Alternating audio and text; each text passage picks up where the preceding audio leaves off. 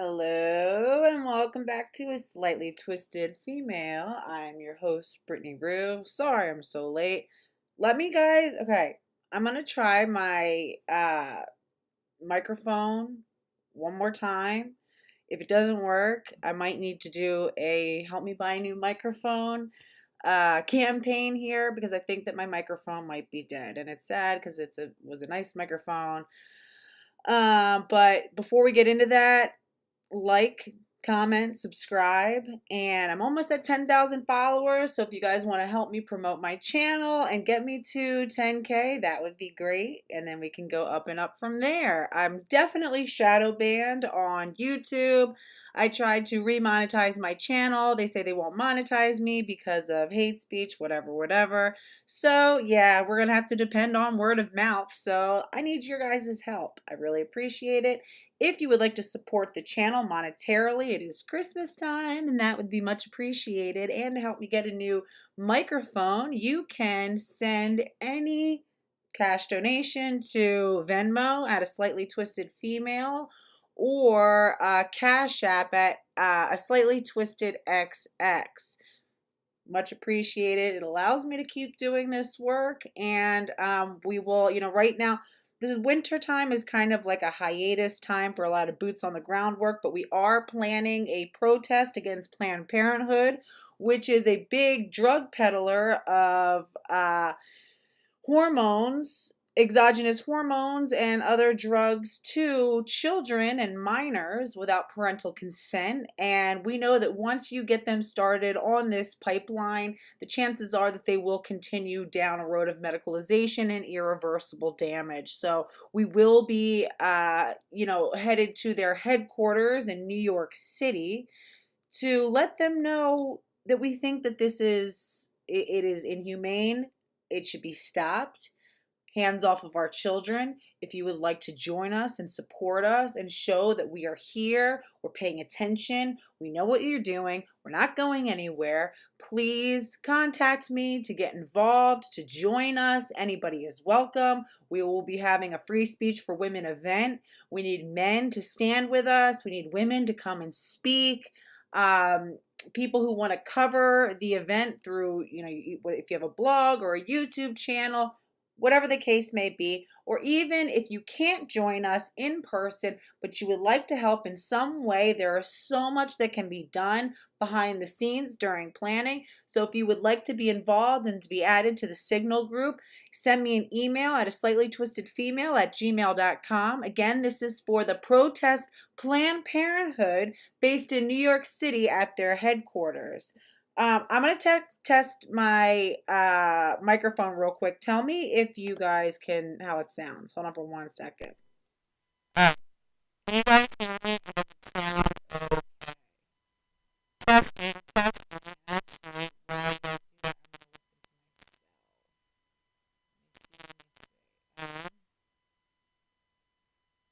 I'm going to listen to myself. I sound like a robot still. All right, all right. I tried. It just sucks because doing it through the computer is really trash. So it sounds like what's it called? My microphone is already dead for somebody already oh, whoops. Somebody sent me a donation already. Thank you so much. And sometimes I'm not, like, if you guys donate to me on Venmo, I'm able to send you a note back. I always feel really bad because on Cash App, I can't actually like send you a personalized thank you note.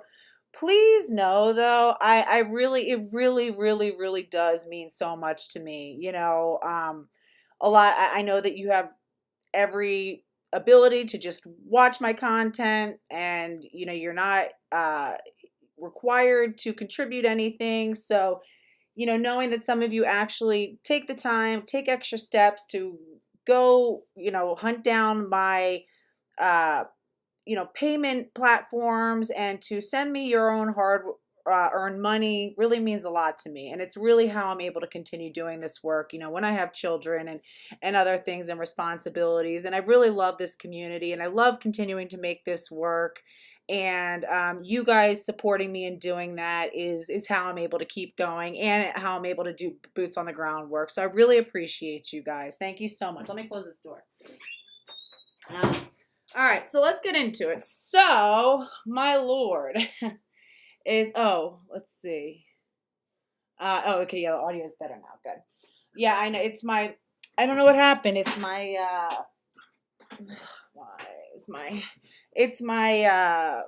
microphone. And now, of course, my chair is kind of effed up, too. It's like everything's falling apart. Hold on, let me see if I can get my chair to fucking work for me. I don't know. I feel like I just need to redo my whole little setup here. Okay, so anybody who doesn't already, go ahead, follow me on Twitter, because man, Twitter is its like own little layer of hell, and it can be hilarious. Can I show everyone the true trans? Oh yeah, I will. I just don't want to open up my inbox right here in front of everybody, but it's a really good one. I'll post it in my community tab. That was definitely a good one. Okay, so yeah, we've been kind of going back and forth on my Twitter page. Let's see. Oh, did the person? Oh, of course. He went and blocked me. Okay, so, oh man, that's a shame because, all right, so basically the person said, I said, this person is referring to transgender genital surgeries, LMFAO, higher satisfaction rate and lower regret rate than almost any medical procedure humans do. So some like totally like loony troony baloney was saying that gender affirming surgeries, they change the name for these like every other quarter. You know, first it was sex reassignment surgery. Now it's gender affirming surgery. It's like none of it makes sense. You know, and the whole idea is that like they always tell us how stupid we are for conflating sex and gender, and we need to educate ourselves because sex and gender are two different things.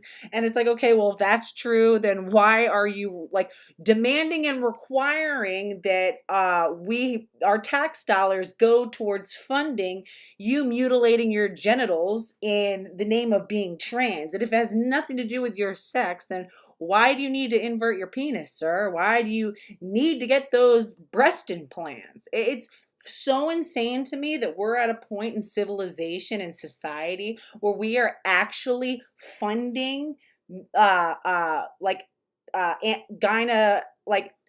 AGPs and porn addicted men, porn rotted men to like manifest their fetish as though it's some sort of medical necessity, right?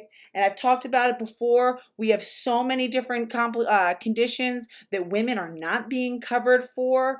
You know, if we're going to talk in the realm of, you know, so-called cosmetic surgeries, abdominoplasty to correct diastasis recti, which is a condition in which the abdominal wall does not come back together after a woman gives birth. You know, during pregnancy, you know, if you know how the anatomy of our abdomen, you have your abdominal wall meets in the middle, but it doesn't fully connect, right? There's, you know, sort of like a layer of membrane that connects it. And when you get pregnant, it all stretches out. After you give birth, for some women, after their belly goes back down, it does not fully come back together, so that there's like a gap in between that abdominal wall. This can cause a lot of different issues, especially when you're a higher multiparous woman, meaning that you've had, you know, multiple live births and pregnancies. You know, it can cause just chronic back pain. It can, you know, reduce your range of motion, your athletic ability, your ability to keep up with your children, to be on your feet for long periods of time. I mean, there it is absolutely a quality of life thing. But, you know, of course, it's considered a cosmetic surgery to get this corrected. And some women have it so bad that it's just absolutely debilitating. And I talked about how I had it really, really badly, and I had to pay out of pocket to get it corrected. Yet, thank God, though, we're making sure that men in prison have access to getting silicone breast implants because, you know, gender euphoria. Like, it's so insane. So anyway, this guy said, again, he said that he was claiming that transgender surgeries have the lowest rates of complications and highest satisfaction rate. And I'm going to go ahead and say that the lie detector determined that that was a lie. And we know that they don't accurately report on complications. If you've listened to any of these detransitioners who have had serious, the most extreme surgeries, which really are the genital surgeries, people like Shapeshifter and Richard Anamene, who I've interviewed both of those men on this channel, and they'll tell you that there's virtually no follow-up. Once you stop participating in the in the gender medicine machine, once you stop being participant and stop going along with the treatment plan that they want for you, and you start to express that you have regrets, you start to express that you have problems, they don't want to deal with you anymore. And a lot of times, surgeons will actually stop treating you at a certain point. And it's difficult because there's not a lot of standards of care, because there's not a lot of set protocol. People will go and they'll get botched by one gender surgeon, and they have a very difficult time getting another surgeon to pick them up and to sort of try to correct them, because if they try to intervene and correct some of the problems that the previous surgeon created, they could be on the hook for complications that they're not even really responsible for. A lot of times they don't even want to touch it, okay? Because a lot of these doctors, it's rogue medicine. They're creating protocols sort of as they go. There's not a lot of consistency. And again, because our bodies are all so different, it's a lot of it's making it up as you go. And some of these people are left with just, horrific outcomes. And a lot of detransitioners will tell you that they're not being followed up with. Their conditions are not being, they're not being documented or well noted. So it is almost, certain that the complication rates are so much higher than even what is being reported now, which is at least a lot more realistic than back in 2018, where they were saying it was like less than 5% complication rate, which we know is insane. Phalloplasty in particular, which is the quote unquote female to male. And again, there is no such thing as male to female or female to male. There's no such thing as transsexual. There's no such thing as transgender. There's no such thing as gender. There's really no such thing as trans. Nobody can ever change sex. At most and at best, people can have surgeries to approximate the appearance of the opposite sex, right? And often poorly so. But never does this create opposite sexual, like the same functioning of opposite sex genitalia. Very rarely does this result in any level of function whatsoever. There's an incredibly high rate of complications, and you really are a medical patient for life, which I think, to me, it's just horrifying. I remember as a kid, when I was a little kid, I used to have this recurring nightmare that I had gotten addicted to cigarettes. And I remember it used to scare me so much as a kid. I would wake up in like a cold sweat. And I was like, oh, thank God, because it's the idea of being like permanently tethered to something and controlled by something. I always found a really scary thing. And it's like, now that you've made yourself a permanent medical patient, especially at a time where we might be on the brink of a third world war or a globalizing system where there are so many shifts happening. There's concerns about the economy failing. There's concerns about, so many other questions of future instability amongst just society and our institutions. And when you are tethered to a medical system, that's scary. What if that falls apart? What if you lose access? And then what? And then what? Trading in your health for what? For a delusion? I don't know, because you're so internet addicted that you actually became disconnected from biological reality. To me, that's terrifying. But again, and I wanted to go through some from themselves, these trans identified males who actually went and had the snip and flip, and let's hear from them. And it's really interesting to me because it's like the sunk cost fallacy. It's like people go through so much to access these surgeries. They have to first convince their families that they're actually trans. They have to go and just sort of like bully everybody into acquiescing through like linguistically, get them to, respect their pronouns and their new name. And they have to they go around, they educate everybody. And it's just this really like abrasive time where they're forcing everybody to acquiesce to their demands about how they're treated, how they're seen. They go and they make all these annoying announcements to their doctors, to their teachers, to everyone around them, right?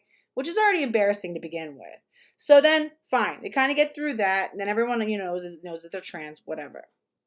Then, they make the decision, well, I want to go and I want to get the surgery. And I think the only reason that anybody would get the surgery is because they really are sold on the lie that they will actually have the genitalia of the opposite sex at some point.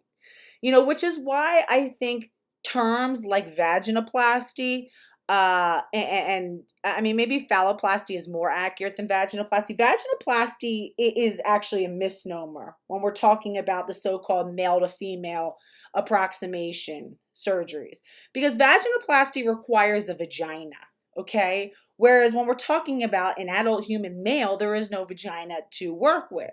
Okay, vaginoplasty would be like a reconstructive surgery for a woman who had like, a vaginal cancer or something, and she had to have a lot of tissue cut out and removed, and she needs like reconstructive surgery for her vagina. That's a real vaginoplasty. Okay, what these men are doing, the penile inversion, it's a penis pocket surgery, right? You're not getting rid of your penis. You're not creating a vagina. You're mutilating your penis to create a sort of a fuck pocket so that men can stick their dick inside your dick, right? That's what that does. And I think that the only reason that anybody would actually go through with something that horrifying is if they actually are sold on the idea that by doing so, they will be the proud recipients of a new vagina or a new penis in the case of so-called female to male, which again, there is no such thing as transition. It's all a misnomer. None of it makes sense.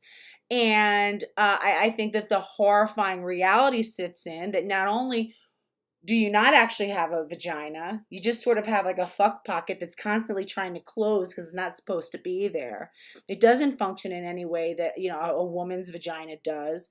And women's vaginas are more than just something for men to stick their penises into, okay? It's where we give birth to our children. It's a pathway to a much, bigger system of female biology, the Mullerian instructions, the cervix, the uterus, the fallopian tubes, the ovaries, all of which men have none of, okay? So it's like, again, it's just like a pocket to nowhere. It's constantly trying to close. It becomes riddled with scar tissue.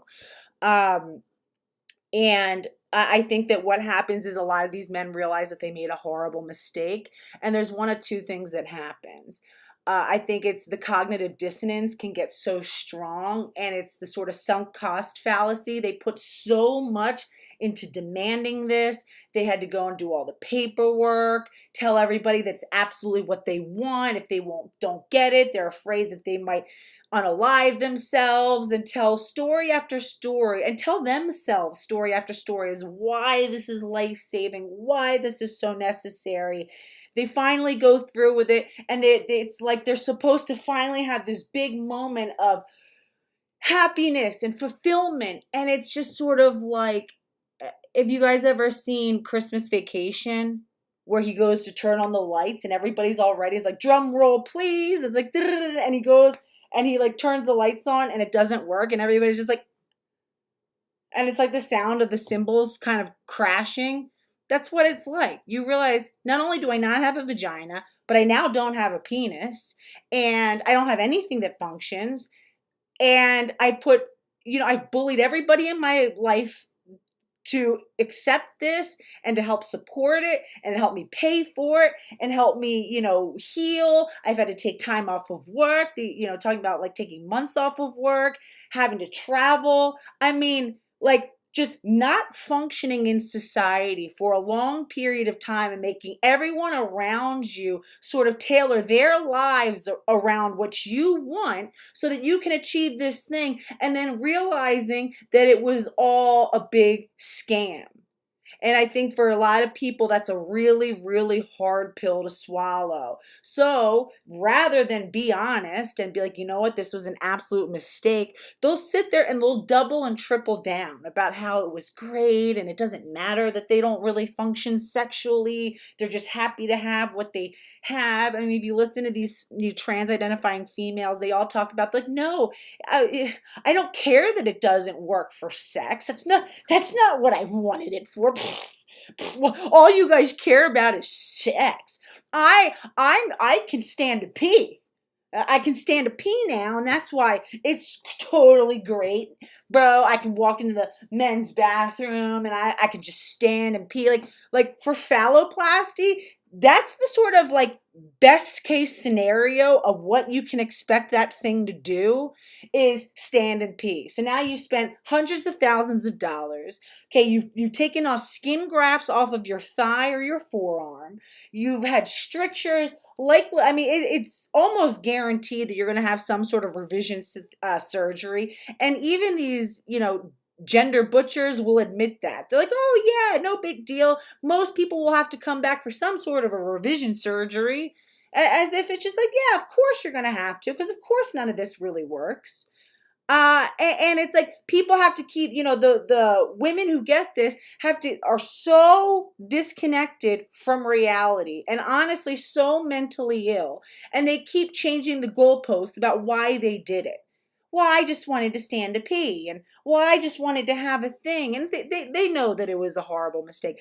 That's why it was so refreshing to hear men like Shapeshifter, right? Shapeshifter, who at one point was a big TRA and was really, I think, delusional about everything, and then finally got to a point where he's like, no, I can't do this anymore. This was a mistake, and it was one of the worst mistakes of my life, and I don't want anybody else to go through with this, and I'm tired of like the lies. And I think that I can like honestly say I don't think there exists one person who's genuinely happy with their genital surgery, right? Unless you're like very deeply mentally ill and disconnected from reality.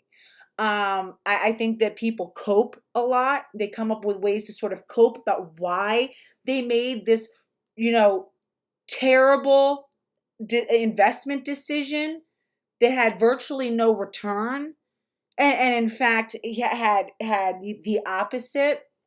So I wanted to show two examples that I found. I mean, there's so many, right? But there's one video where there's two trans identifying males who sit there and they talk about how they're so happy with their surgery and it's everything that they wanted.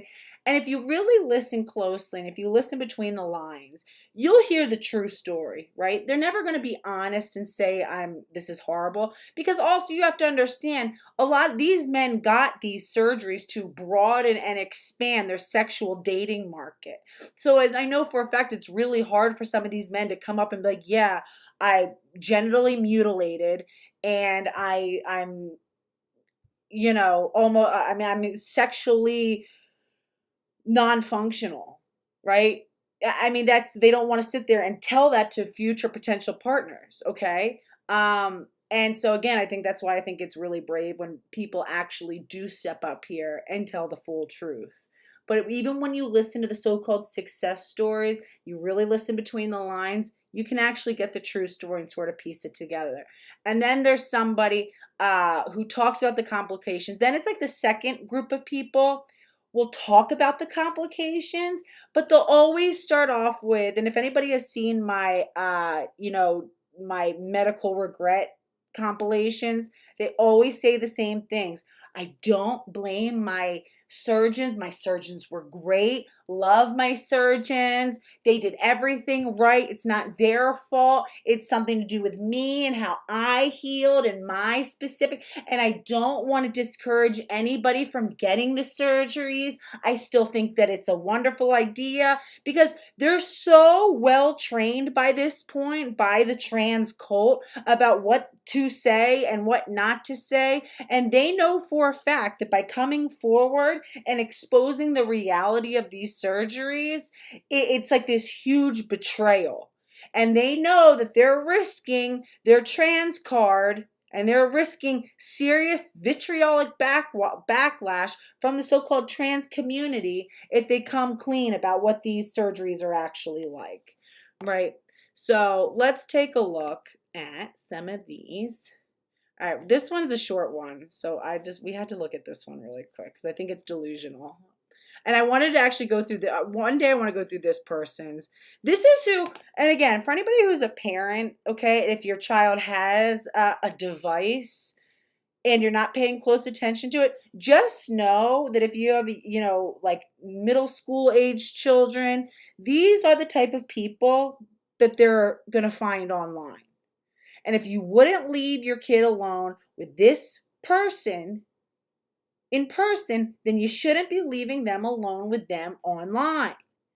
This is who they're learning from, okay? These people all have an agenda. They all have a reason. The reason why they want to increase, acceptance of the sort of trans medicalization so that they can get the surgeries that they want covered by things like Medicaid and insurance. And they're pushed a lot by their doctors. They're pushed by their doctors and they're sort of used as these trans influencers, again, to support the medical industry.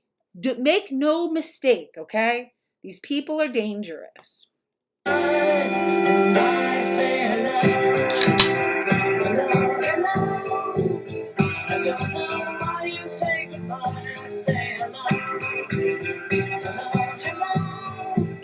You say goodbye, and I say hello.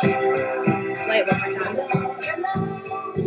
I don't know why you say goodbye, I say hello.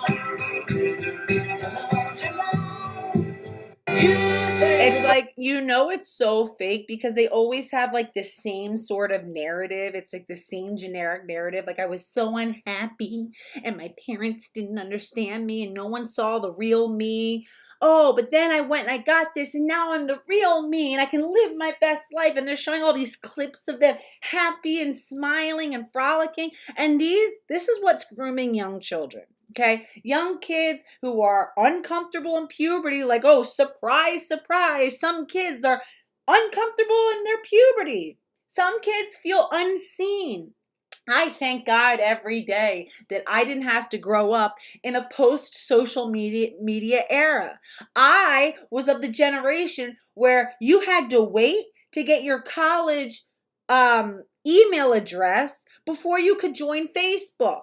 I remember we were all so excited when we finally got our college email addresses because now we could join Facebook, and you had to actually have a real college email address to be on that network. And then they changed all the rules, right? I cannot imagine what it's like where, again, it's like the people who get the most engagement and attention on social media are not necessarily people who are doing good things in the world or people who you should really be looking up to, okay? There's a lot of toxic things that are perpetuated by the way that these algorithms are set up. And so kids are seeing the kid who's just doing a good job in life and who is like, taking care of his responsibilities and going to school and being a normal kid is not going to be getting tens of thousands of likes and engagement. Okay? They're just not. But the kid who is going and is trans and is, getting her boobs done, and her boobs, mastectomied off and is getting all this attention and, doctors are paying attention to them and they feel special and they have medical conditions and they can educate people online and they're building this big platform. Boy, those are the kids who are getting a whole lot of attention. And then you have these irresponsible ass adults who are like reposting these kids. And of course, these predatory doctors who love to sit there and endorse these kids.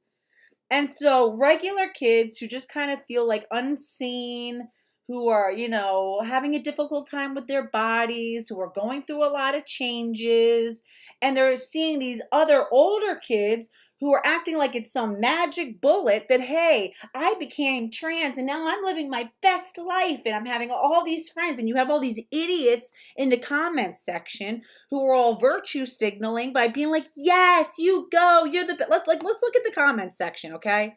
Let's look at let's all pretend like we're some 12-year-old kid whose, I don't know, parents are maybe going through a divorce.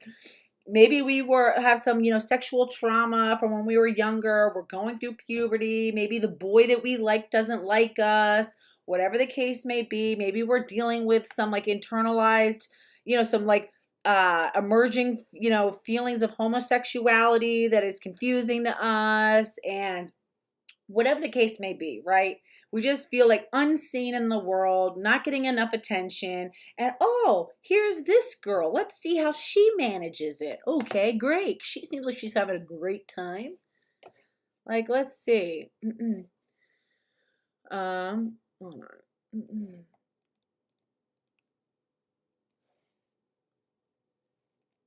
Let's see. I'll reuse "You'll never be happy pretending to be a man" to all of my. I don't know what that means. All right.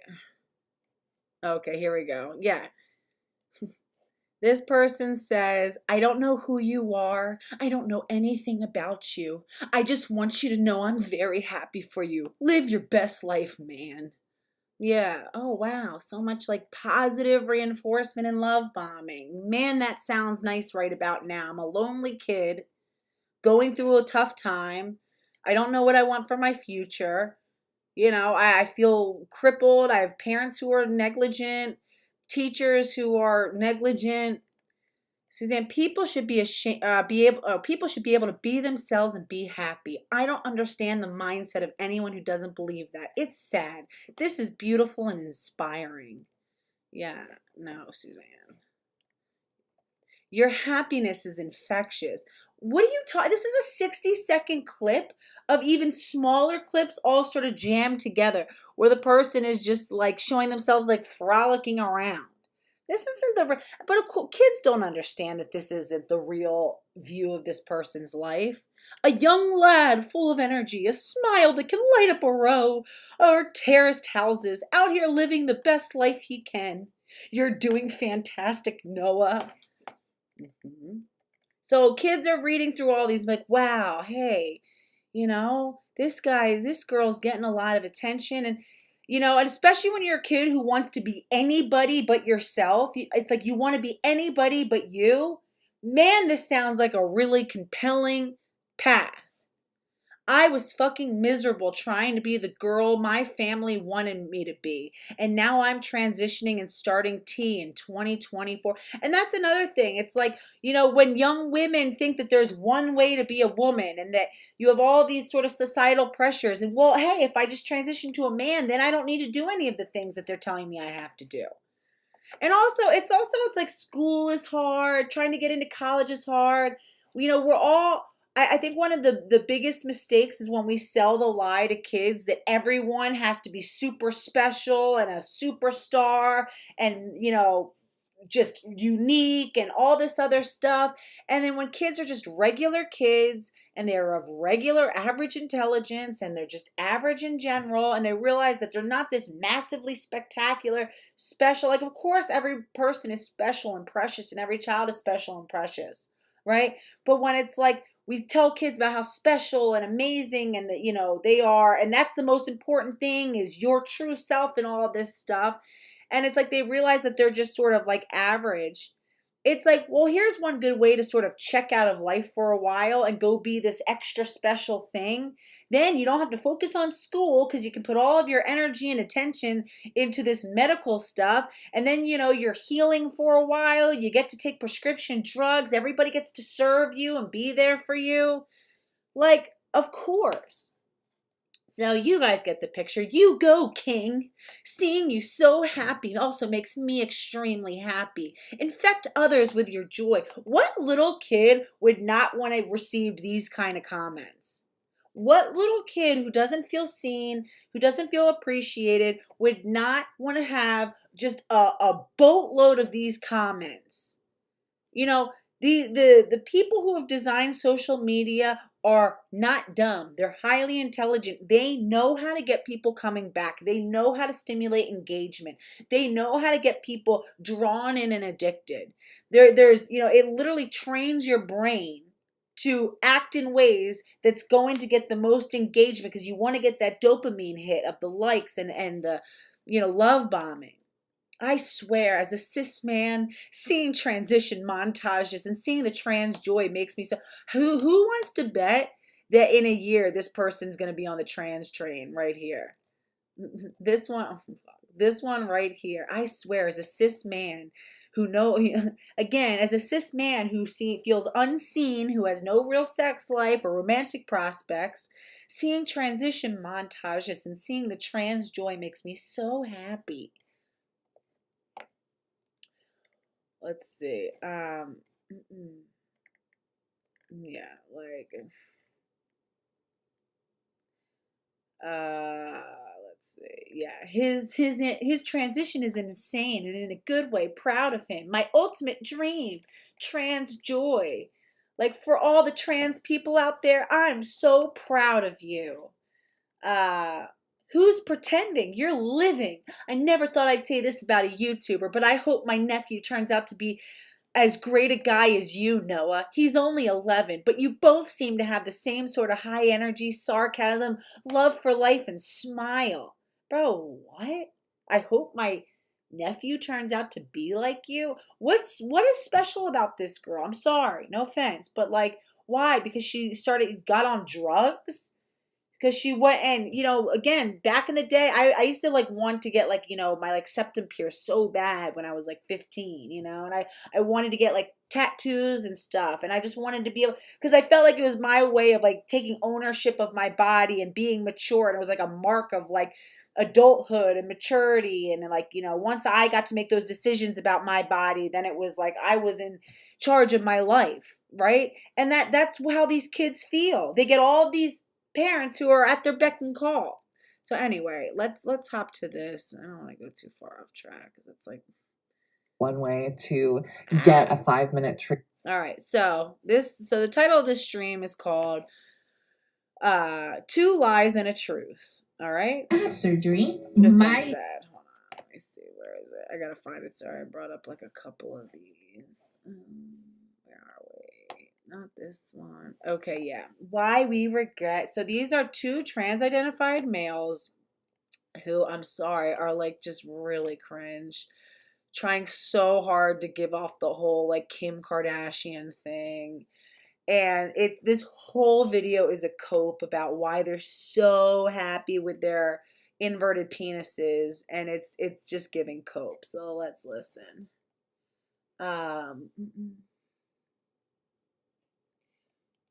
Let's see. That's not Blair White, by the way. It says Blair WLTE. My magic girl stick sensed you is live. No, that's not. It's not Blair White. Anyway.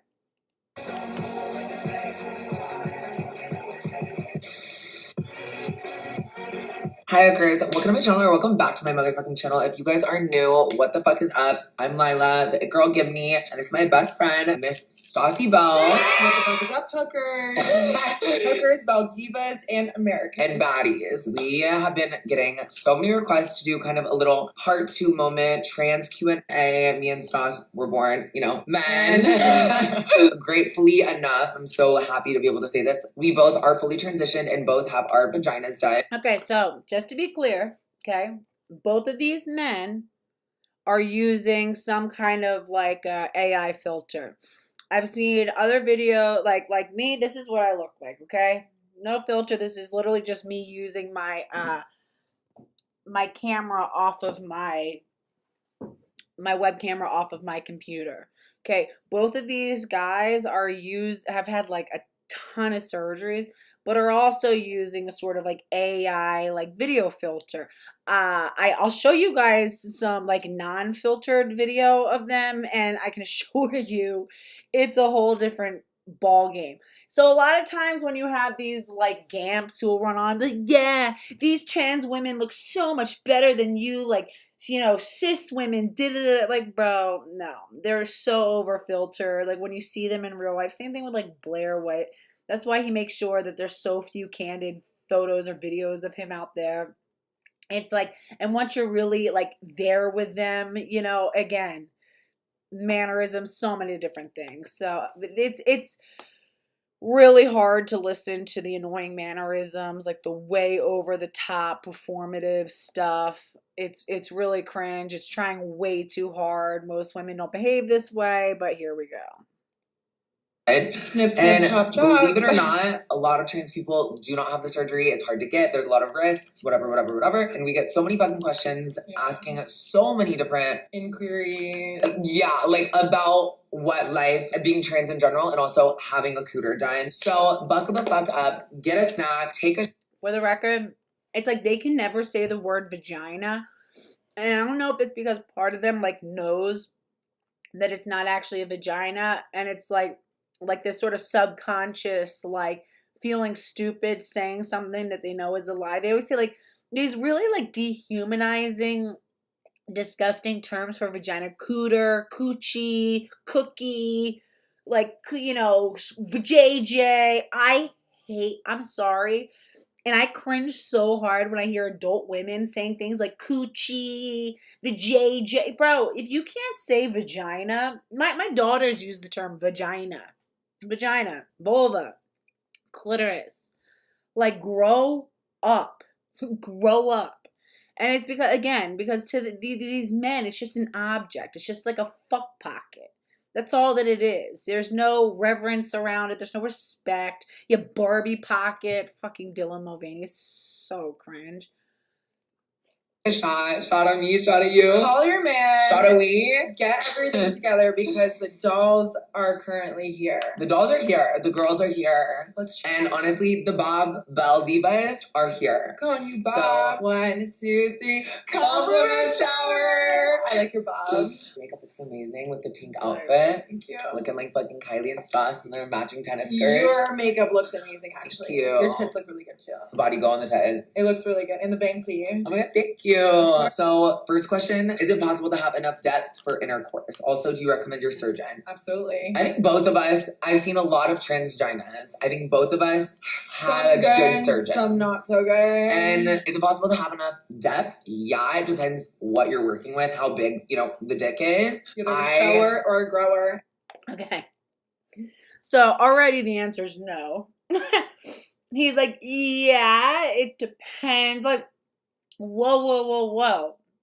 Like, that shouldn't even be like a negotiable thing. Again, vaginas have enough elasticity and depth to birth babies through them, okay? My biggest daughter, my first daughter, was 10 pounds and 4 ounces, okay? Female vaginas are like almost like accordions. And we have 7 layers of tissue and skin, tissue, and we can stretch to accommodate, and we can close and stretch and close, right?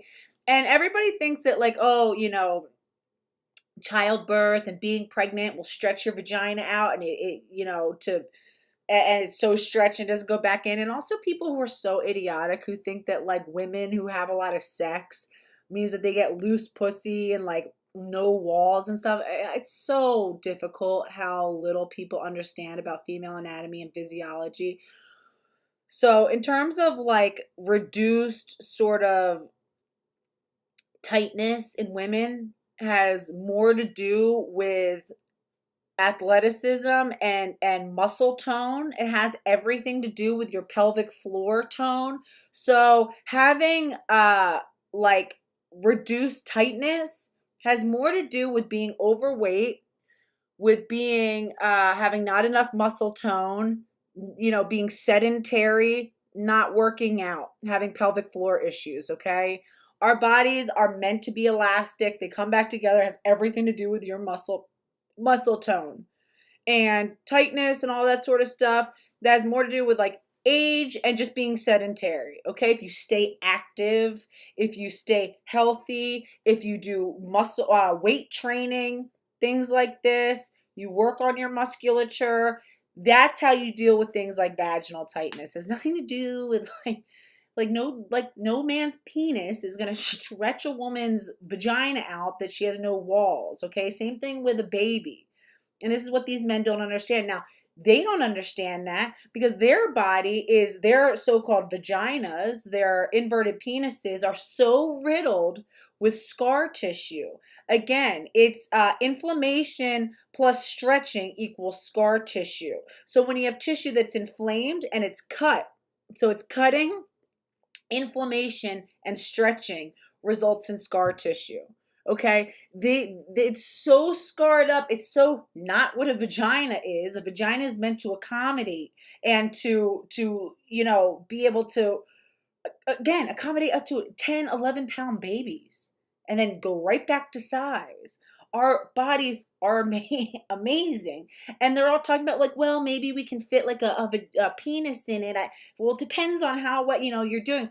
More proof that what you're working with is not a vagina, sirs. But let's keep going. And baby, I'm both. I feel like my type for a while was like guys with like really, really, really big dicks, but my fucking designer cooter can't fit all that because like I don't want to just sit. My designer cooter. And another thing that a lot of these, like especially these like homosexual transsexuals will talk about, like, oh, why would he want just a regular, boring vagina? Mine's designer. It looks even better. It's such a cope. It looks Barbie. It's so Barbie. Oh my God. This was expensive, honey. This was top of the line, custom made, all designer. What's up? My coochie? Yes, bitches. Yeah. Like, you look like a clown, sir. You're trying way too hard. And it's all a cope. It's a cope for the fact that you did all of this bullshit and you're still a man. I know. That's what you get when you spend so much time online and so much time around fake, disingenuous people who won't tell you the truth, and you have no common sense, and you're so self-absorbed and so just narcissistic that you get led to these bizarre. And now look. Let's hear you guys cope some more. They're all damn dilate. Like it's like my pussy's snap tighter than a rubber band. No. There's certain dicks that like put us out for the count. Yeah, and that's not a good thing. Part of what makes sex pleasurable and enjoyable for men and women is our body, is how vaginas are so good at being elastic, where they can stretch and then contract, and they can grip, right? We have such, a network we have muscles, network of nerve endings, stretchy skin, self-lubricating tissue. It doesn't feel good if you're putting your penis in some just like scar tissue riddled, leathery thing that can barely, accommodate it. Like that's not, it's so tight. No, that's not that's not a flex, my good sir. Sex. R.I.P. Like rest in peace. But I feel like both of us can have sex, get wet, it works. When you're walking into the surgery, you can't have the preconceived notion of, oh, am I gonna have sex with this person or that person? Like your depth is determined by your surgeon, your aftercare, what you're working with before, and if you are truly committed to taking care of yourself. So at the end of the day, you can't walk into your surgery with preconceived notions about who you're going to be able to have sex with. I'm sorry, if you're a woman, a heterosexual woman, in this chat, raise your hand if you've ever had to be like, oh, well, there's certain men I just can't have sex with because my vagina won't accommodate it. That's not a thing. That's not a thing for women, okay? We have depth, we have elasticity. Again, if we can birth 8-pound, 22-inch, 23-inch, 10-pound, 22-inch babies, there is no man who's an issue. And again, and it's not that, it's about how much we're able to stretch and contract, how alive our tissue is. It's not some like scarred up, leather pocket. have the same depth as my best friend here, but at the end of the day, you're gonna have, you have a vagina. Yeah, you're gonna have what you need to have, and I have enough depth for myself to enjoy pleasurable experiences. Lila has enough depth to literally stick 100 popsicles in her pussy. And I have, and I will. Best of both worlds. Are you guys, as you know, in-person appointments with dermatologists or hair providers may be so expensive. Okay, so look at this guy. I'm sorry. So apparently this guy had a surgery to have his forehead reduced. So if this is him post-surgery, this is him after he had the surgery to have his forehead reduced. And I guess his like hairline had to be like pulled down. Like a moment of silence for what he probably looked like before. Totally has male pattern hairline even after all this stuff. Has had like a bunch of, I think he's had like his like so much stuff shaved down, and I mean hundreds of thousands of dollars of surgeries, and I'm almost sure that all this stuff was covered for them. So they had all this stuff covered.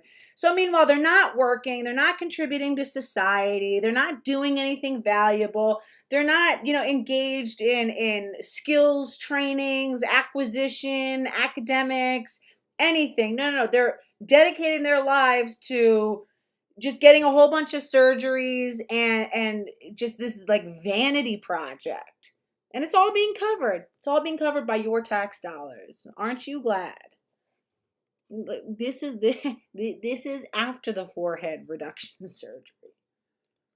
So for this video, I'm bringing to you MD Hair. MD Hair is the world's first medical grade hair loss treatment, which literally is customized to the exact reason that you went bald and lost your hair to start out with. And in the last couple years, my hair has grown so much thanks to MD Hair. You go online, take a quiz, and they literally pick out the products for you. Custom shampoo, custom conditioner, as well as customized supplements that are perfect for you and the reason that your hair is thinning. I'm so confident. It's all consumerist bullshit. It's all consumerist. It's all let's buy and spend and I mean, like, just the level of self-absorption, mindless self-indulgence. And I've said this before. I said this on my, let's see if I can pull it up really fast, because I think it's an important point to make.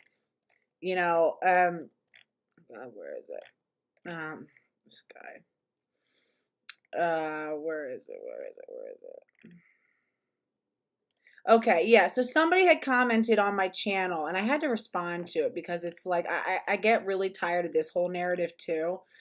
So this woman, and this isn't to put her on blast, like I think that she's just, maybe hadn't fully thought about this, like in this way. But she said, so I've had a male friend tell me that one of the reasons he almost went trans was because he didn't think anyone cared about his emotions as a man. I'm sorry, I am so tired of like this whole red pill, like shoe on head, Pearl Davis, pearly things, like BS, where it's men don't have enough people care about their feelings. First of all, never before in history have we put so much time and attention and focus on men's feelings and people, and not even just men, but everyone's feelings and their mental health. And, what are you thinking about and feeling? Maybe there's a reason that men tend to like compartmentalize that stuff more. Maybe we should just not mess with it. Maybe we need to understand why men are the way that they are. And I think that we've like now kind of like coaxed men into being these like hyper emotional, in touch with their feelings all the time. Maybe that's part of contributing to why we're in the weird mess that we are. Okay, maybe there's something that's evolutionarily beneficial to men who can compartmentalize. And again, it's not about men never being able to express themselves, but it's like just not sitting and wallowing in it all the time. It's not helpful, right? It's not helpful when you have to like build things, or you have to like, defend or perform these other functions in society that require you to sort of just be objective and clear-headed and like really unemotional. But no, we want to make sure that all of our men are real emotional. And so I said, I was like, that's pretty bizarre. Like, I'm sorry, all these reasons, like, he wanted to, like, trans, and he was going to hurt himself, because he doesn't feel like anyone cares about his feelings. And I was like, bro, I'm sorry, but like if that's like the excuse that he's telling, again, it's like zero accountability. It's everybody else who make me do it. I said, I mean, that's pretty bizarre. Men throughout history have had nonstop outlets for self-expression through art, music, intellectualism. For the longest time, as a woman, the only way you could get published is if you had a pen name under a male name and you had to basically like lie about who you are and get some man to like bring the manuscript up and like shop it around, right? We only cared about male artists forever. It was men who dominated fine art. It was men who dominated the fashion industry. It was men who were the writers and the creators and the actors. We had men who had to basically perform as women because we didn't want to hire women to be actresses. Men who created the psychotherapy, and dominated the psychotherapy field and who had access. All we've heard from is men since forever. That's all we hear from. Hear about men in their poetry, Edgar Allan Poe, men in their artwork, men in their feelings. Men. That's all we fucking have been hearing for generation upon generation. How many fucking more outlets do men need? For fuck's sake. Oh, but men don't have enough outlets. No, I'm fucking sorry, okay? Women, I feel like maybe women have, we do have the benefit of the fact that like we give birth to babies and it creates these like more direct and connections and very intimate connections between our own children and our mothers, and then we become vulnerable, so we need community to come around us, and we have, I don't know if we're better at socializing. I don't know the fuck that it is, okay? But it takes a lot of work for us to develop and maintain the sort of relationships that we have. That's work that we put in. Fuck you talking about? Go ask any adult woman who has autism and ask how easy the world has been on her. Whether or not she just has people flooding in asking how her day's been. If you're a woman who doesn't sort of already naturally have this like the predisposition to being social and stuff, people aren't just lining up to come talk to you. Men are using you, taking advantage of you. How often? Like, I'm sorry, but no, okay? No one's listening to men. That's all we've done for the fucking past, like, hundreds, thousands of years, okay? I said, I think the real issue, in my opinion, let's see, what did Susie say? Men, can't live with them, can't kill them.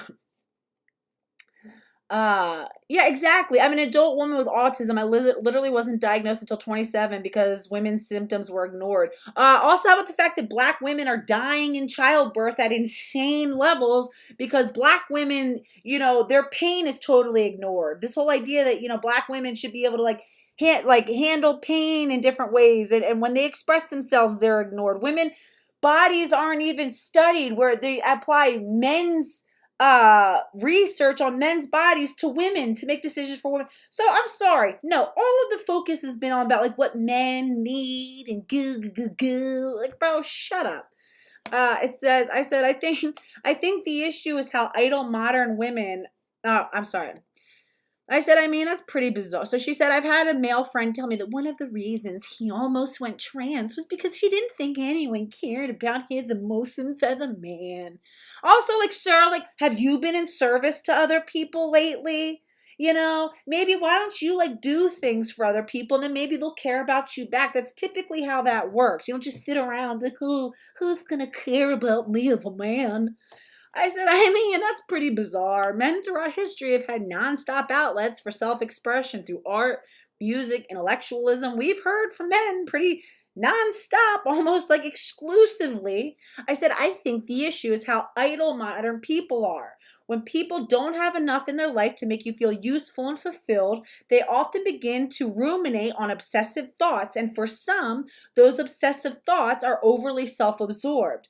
And I've talked about this before. We now have we have like smartphones. So now we don't even need to call people anymore to actually speak to them. We can text them real quick, okay? We have, vehicles. So we don't have to walk places anymore. We can drive, okay? We don't have to, wash our clothes anymore. We have, dishwashers and laundromats and all this sort of stuff to do everything for us. Okay, we don't have to grow our own food anymore. We don't have to be close with animals and learn how to like either hunt or manage animals. We just go and buy it at the store. After a while, we have so many things that so-called make our lives easier, but it's like, is it really making us happier? So much of what makes of happiness is about accomplishment, right? It's a reason why the whole like giving every kid a medal for not even really trying, and every kid, whether they did well or not, gets like an equal, pat on the back. Every kid should, I would think be praised for trying, but I think merit-based rewards are important because it shows you that it's hard when you try something and you want it so bad and you try and you try and you try and you fail. You fail the first few times and you want to give up, but you have people in your life who tell you, say, don't you give up. Keep going. You need to keep pushing, and you keep pushing and you keep pushing, and then you try again and you fail. You fall flat on your face and it hurts and it's embarrassing. And you watch some other kid who maybe doesn't seem like they had to try as hard, and you have two options. You can either give up or you can dig the fuck in and you can like do whatever it takes. And then all of a sudden you succeed. All of a sudden, after trying and failing and trying and failing, and you finally push and push and you work and you finally get across that finish line that you didn't think was possible. Name one other way that you can more successfully build a child's self-esteem than that. For a child to accomplish something that they didn't think that it was possible for them, there is no lesson greater than that. That sticking with something, that persevering, that going harder, that not giving up the first few times when you fail, to not listening to that voice in your head that says you're just not good enough, you just aren't ever going to be able to do it. But when a child actually accomplishes something that their past experience kept telling them wasn't going to ever be possible, you don't need to say anything. That's a lesson that you can never synthesize. That's a level of self-confidence and self-awareness that you can never take back from somebody. Okay? That's not like, so when kids know, they're not dumb. When you sit there and you overly praise them for something that they didn't really try hard for and they didn't sacrifice a lot for and they didn't do, they're like, they start to like think that like it doesn't mean anything. Right? And they start to feel, it makes you feel unfulfilled. But one of the greatest vehicles for building self-esteem is not allowing not giving a child praise that they haven't earned, or giving someone praise that they haven't earned, and helping push somebody to get past a point that they don't think it's possible to get past, or to support them and be there and encourage them to keep going and let them prove to themselves what they're capable of, that they're capable of more than they ever even thought possible. That's a level of self-esteem that no one can take from them, okay? And it's like, I think that what happens is, it's like people have been told how great they are and how wonderful and you're so special, and then you kind of get out in the world and you realize you never had really earned all that praise to begin with. You're really not all that great. You've just been coasting on mediocrity for a long time, and you give up every time something gets hard. It is so easy to be great at an intro level of stuff. How many people do you guys know who, I remember like my high school boyfriend, and the reason I couldn't stand him or his mom after a while was like, he would always start like a job or start something, and then after a while would quit.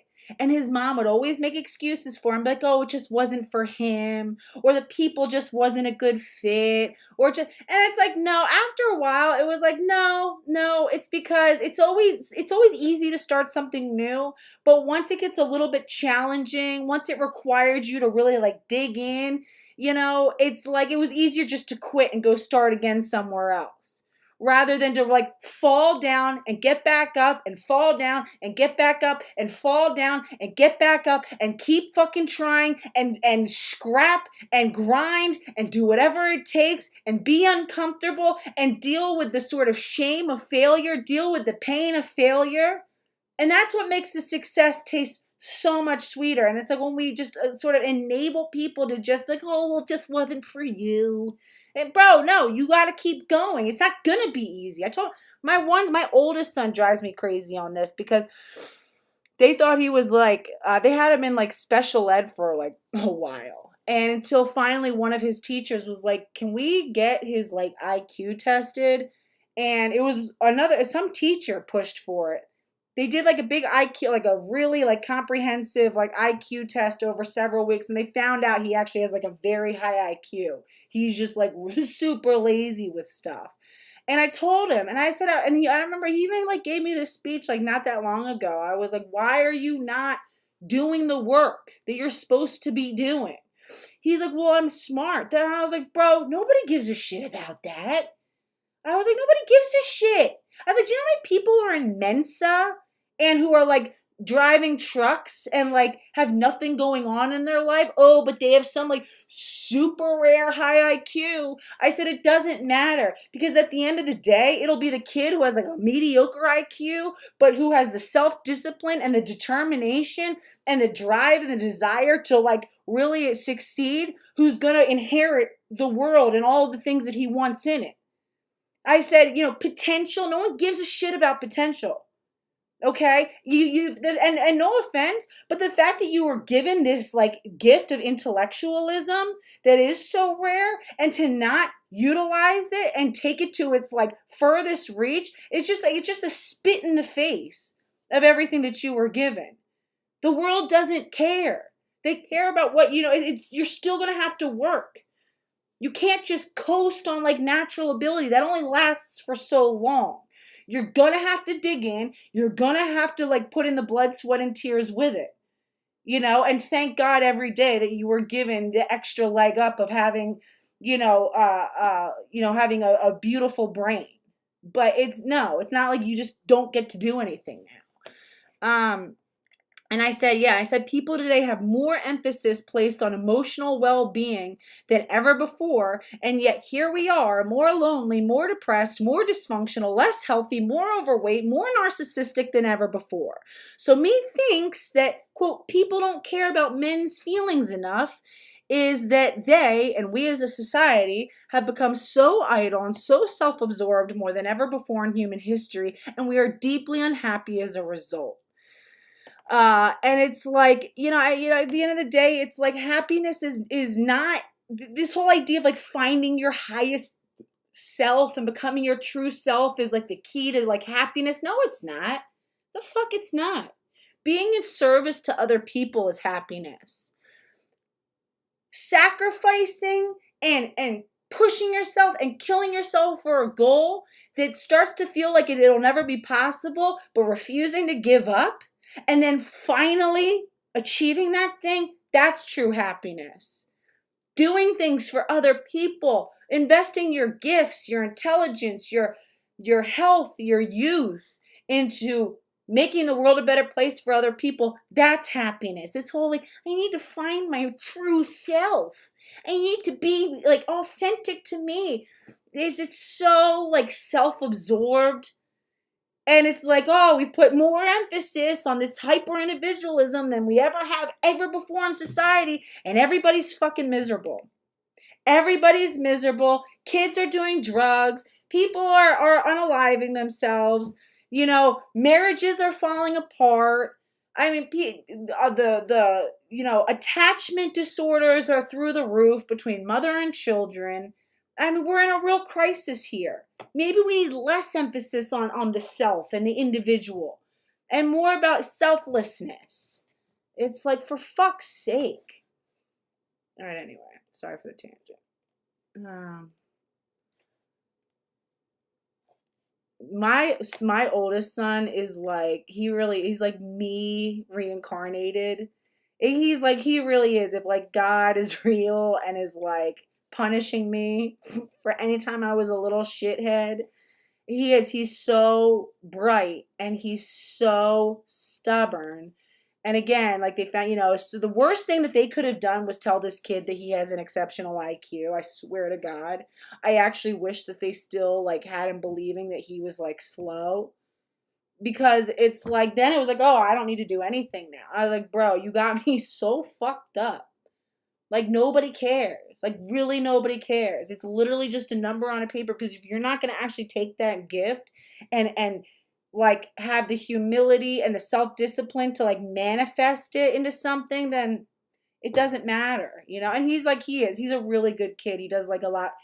He's like in Boy Scouts and he does like jiu-jitsu and boxing and all this sort of stuff. And like he hangs out with like other really good kids, but still it's like, I want to see him like, reaching his full potential. And I hate this whole idea of just like riding off potential. Like that's not enough.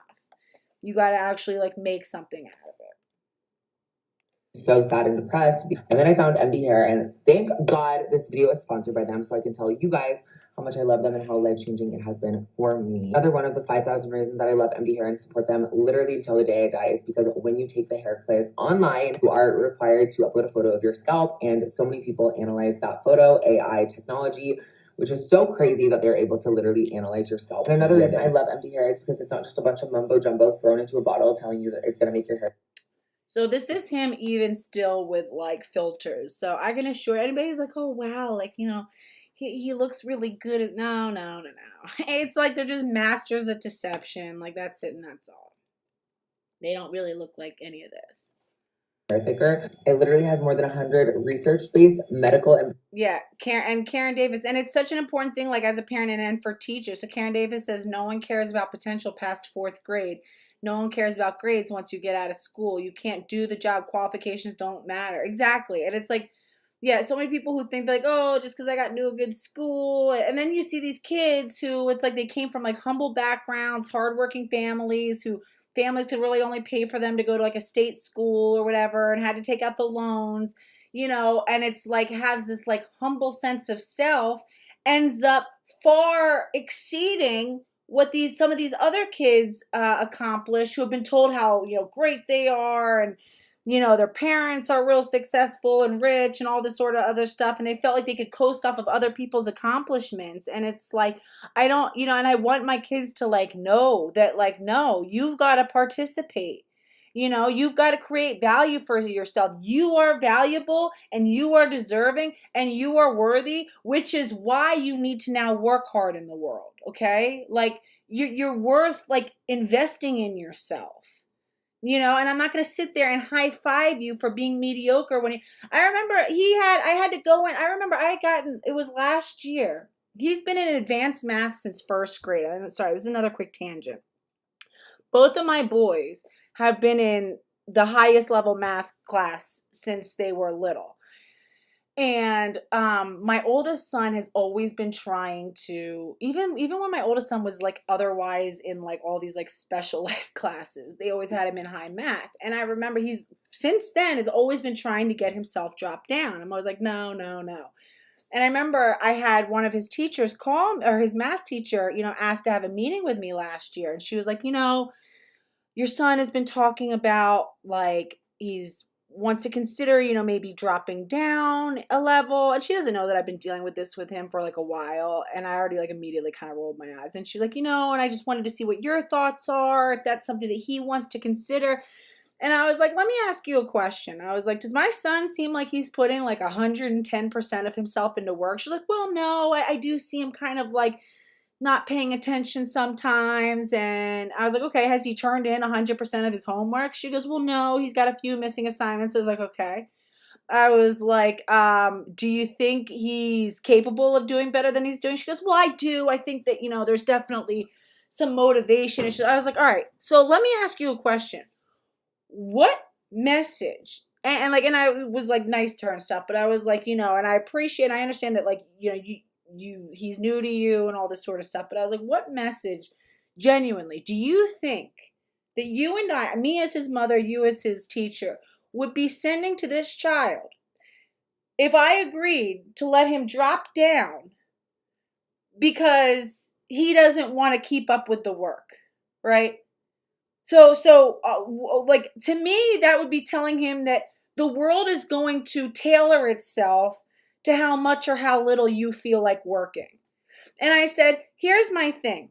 I would be fine with dropping him down if you told me that you saw him giving 100%, 110% of himself every day, if he was showing up, after class for extra help, if he was agreeing to meet you during recess, if he was going over, his stuff with you, if he was turning in every single homework, if you genuinely felt that he was giving it his all, but was just spinning wheels and just needed a little bit of slower instruction to keep up, then I would consider dropping him down. I said, I would rather see my son fail and have to do it over than drop him down and acquiesce to him being a dickhead and not doing the work that he's supposed to do. Okay? I won't even, with all due respect, even want to entertain this, because that's not how the world is going to treat him, right? Like, if he just doesn't, if he doesn't want to give like what he's capable of giving, people aren't going to be like, oh, it's okay, we'll just reduce our expectations. No, he needs to match his effort to what the expectations are and not the other way around. I don't want to drop down my expectations to match his poor effort. Because again, it's like the soft bigotry of low expectations. To me, that would be saying that I think that my son is less than what he actually is, to sit there and be like, oh, it's okay, we'll accommodate you.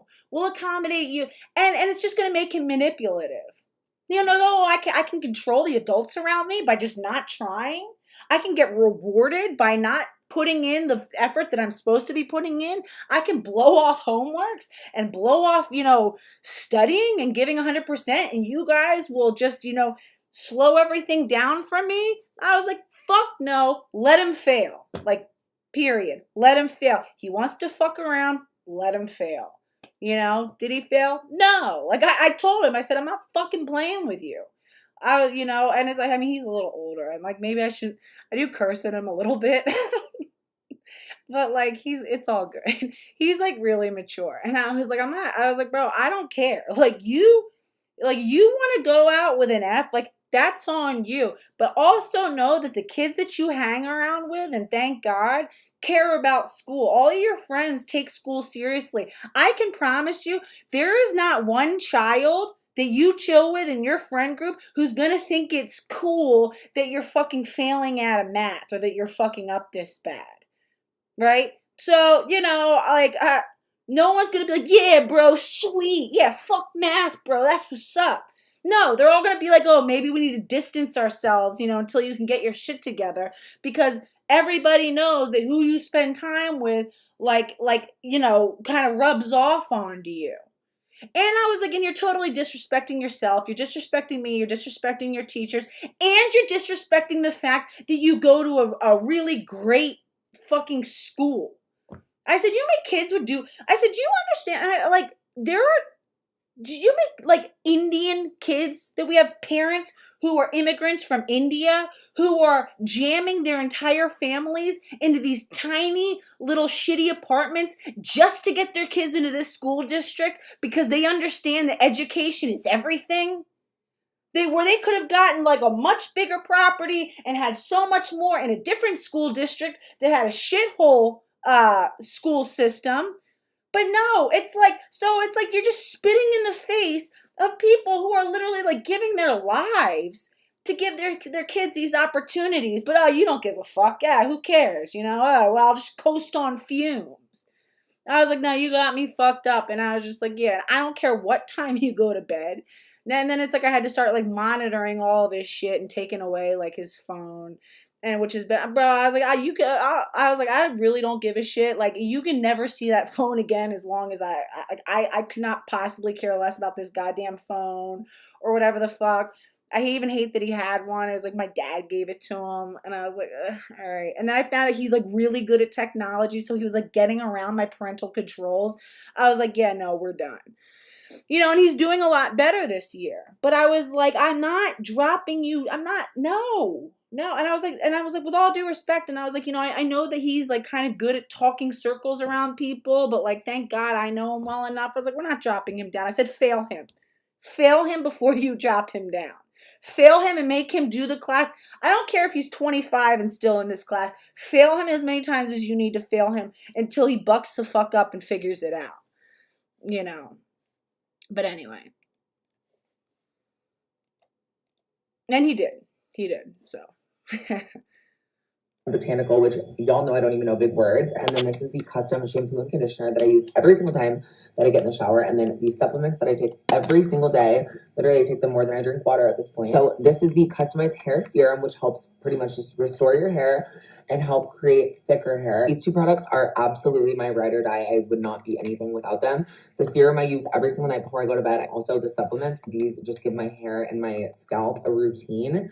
And now I'm so confident just with my natural hair, no extensions. And if y'all want to feel confident, beautiful, and amazing, make sure to go on MD Hair's website, take the customized hair quiz analysis, and use my code LILA70 for 70% off of your monthly customized hair kit with full-size products, which is literally the best deal ever. We love an extreme couponing queen. The next question is, I'm scared that after my bottom surgery, no men will want to be with me. So first of all, I'm going to stop you there. The amount of people, rappers, men, daddies, whole nine, that told me, oh, you shouldn't get it. What if you can't have sex? Like Stas was just saying in the previous question, as a trans woman and as a woman in general who wanted to see what I wanted to see in the mirror, I didn't give a fuck. If I never had sex again, if my pussy looked like shit, I didn't care. All I cared about is that at the end of the day, if I was not having to rip an entire roll of duct tape off my literal cock and balls, then I was going to be happy. And if I didn't... Okay.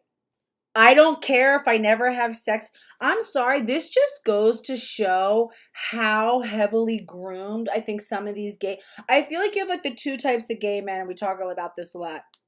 It's like you have the gay men who are just like normal, you know what I mean? Just like normal men who are homosexual, right? And it's like, maybe when they're out with their friends, they kind of like, you can see some of more of the like gay culture and stuff like that. But otherwise, it's like when they're like functioning in society, it's like it's not written all over their face, right?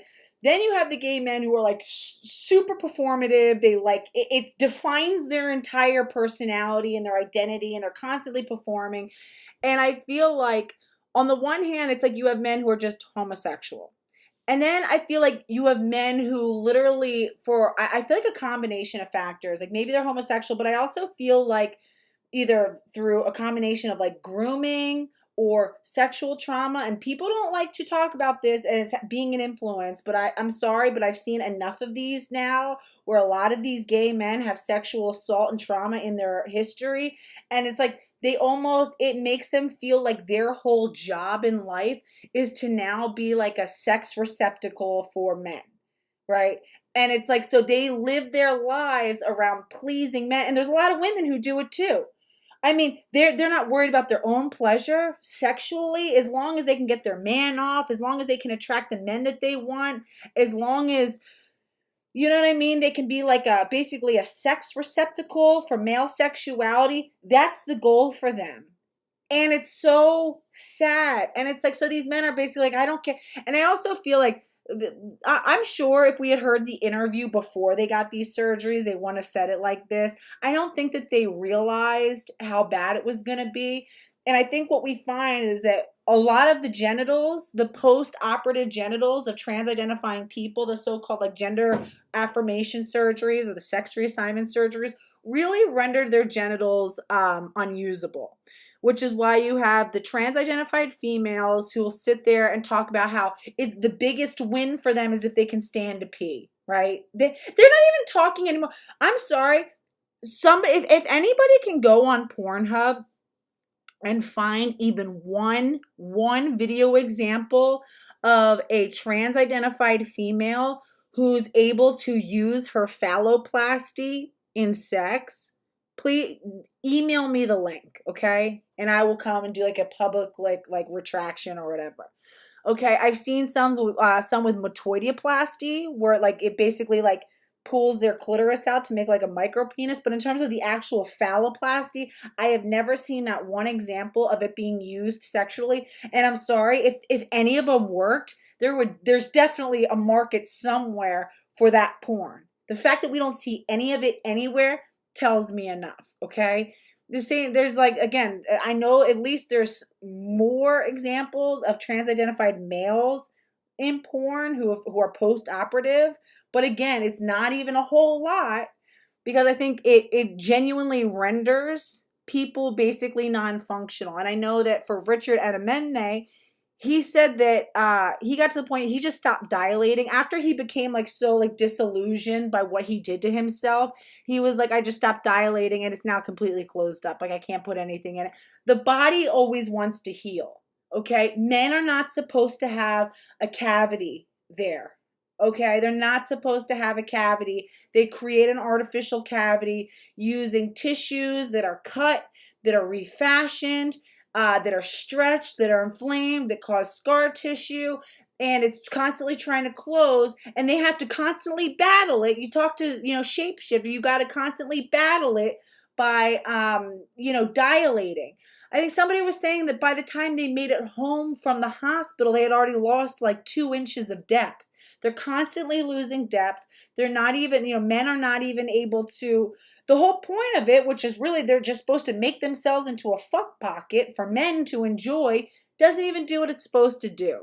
Okay? It totally destroys their erogenous zones, destroys their ability to feel sex. And it's like, what does that tell us about a culture that we have a whole subculture of people who have been so brainwashed, so groomed, that they're sacrificing, years, if not decades of their life, or at a minimum, years and decades of their health, and, destroying their ability to even experience sexual pleasure, risking, strictures and urethral problems, being basically an lifelong medical patient, having to take drugs that are carcinogenic, because again, cross-sex hormones are carcinogenic. And in fact, any exogenous hormone is carcinogenic. That's why, hooray for me, I only get to take estrogen for, at most like 10 years before my cancer risk becomes too high or it begins to outweigh the benefits. The risk then starts to outweigh the benefits. Yay for fucking me, right? And it's like, sex hormones have a lot to do with our experience of sex and all this other stuff. So it's like, what does that tell us about a culture? And what does that tell us about some of the forces that are happening in our world? That we have this whole subculture of people who are literally sacrificing everything of themselves to become a sex object for the pleasure of other people that they don't even know yet. It's not even like, oh, I'm with a man who really wants this and I love him and I want to please him. It's like, I haven't even met these men yet, but I'm going to sacrifice everything in my life to serve them and hope that I now find them.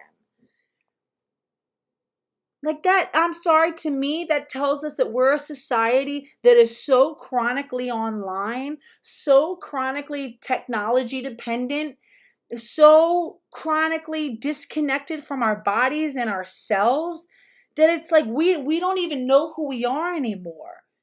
That like we can't even make coherent decisions for ourselves anymore. It's really sad, and it's God, and it permeates everything. It's why I think mothers are disconnected from their babies are disconnected from their mothers. It's why the marriage is falling apart. It's why divorce rates are insane. It's why people are so quick to, like, the second that a relationship has some problems, they're like, oh, I'll just replace you. Oh, this isn't right for me. Oh, he's not the one for me, and all this sort of stuff. Or maybe things take work. Maybe things take effort. Maybe there's just sorry. And I have to literally put duct tape, on my cooch to put on a bikini, I'd be happy. I didn't give a fuck. On my cooch. I gotta put duct tape on my cooch. See, you can't even say vagina because you know how disingenuous you sound. I just want to replay this whole part because it's like let's just hear it again.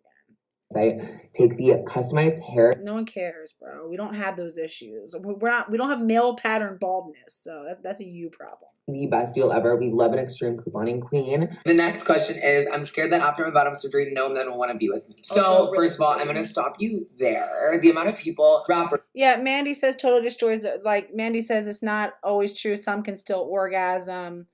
I don't think this conversation.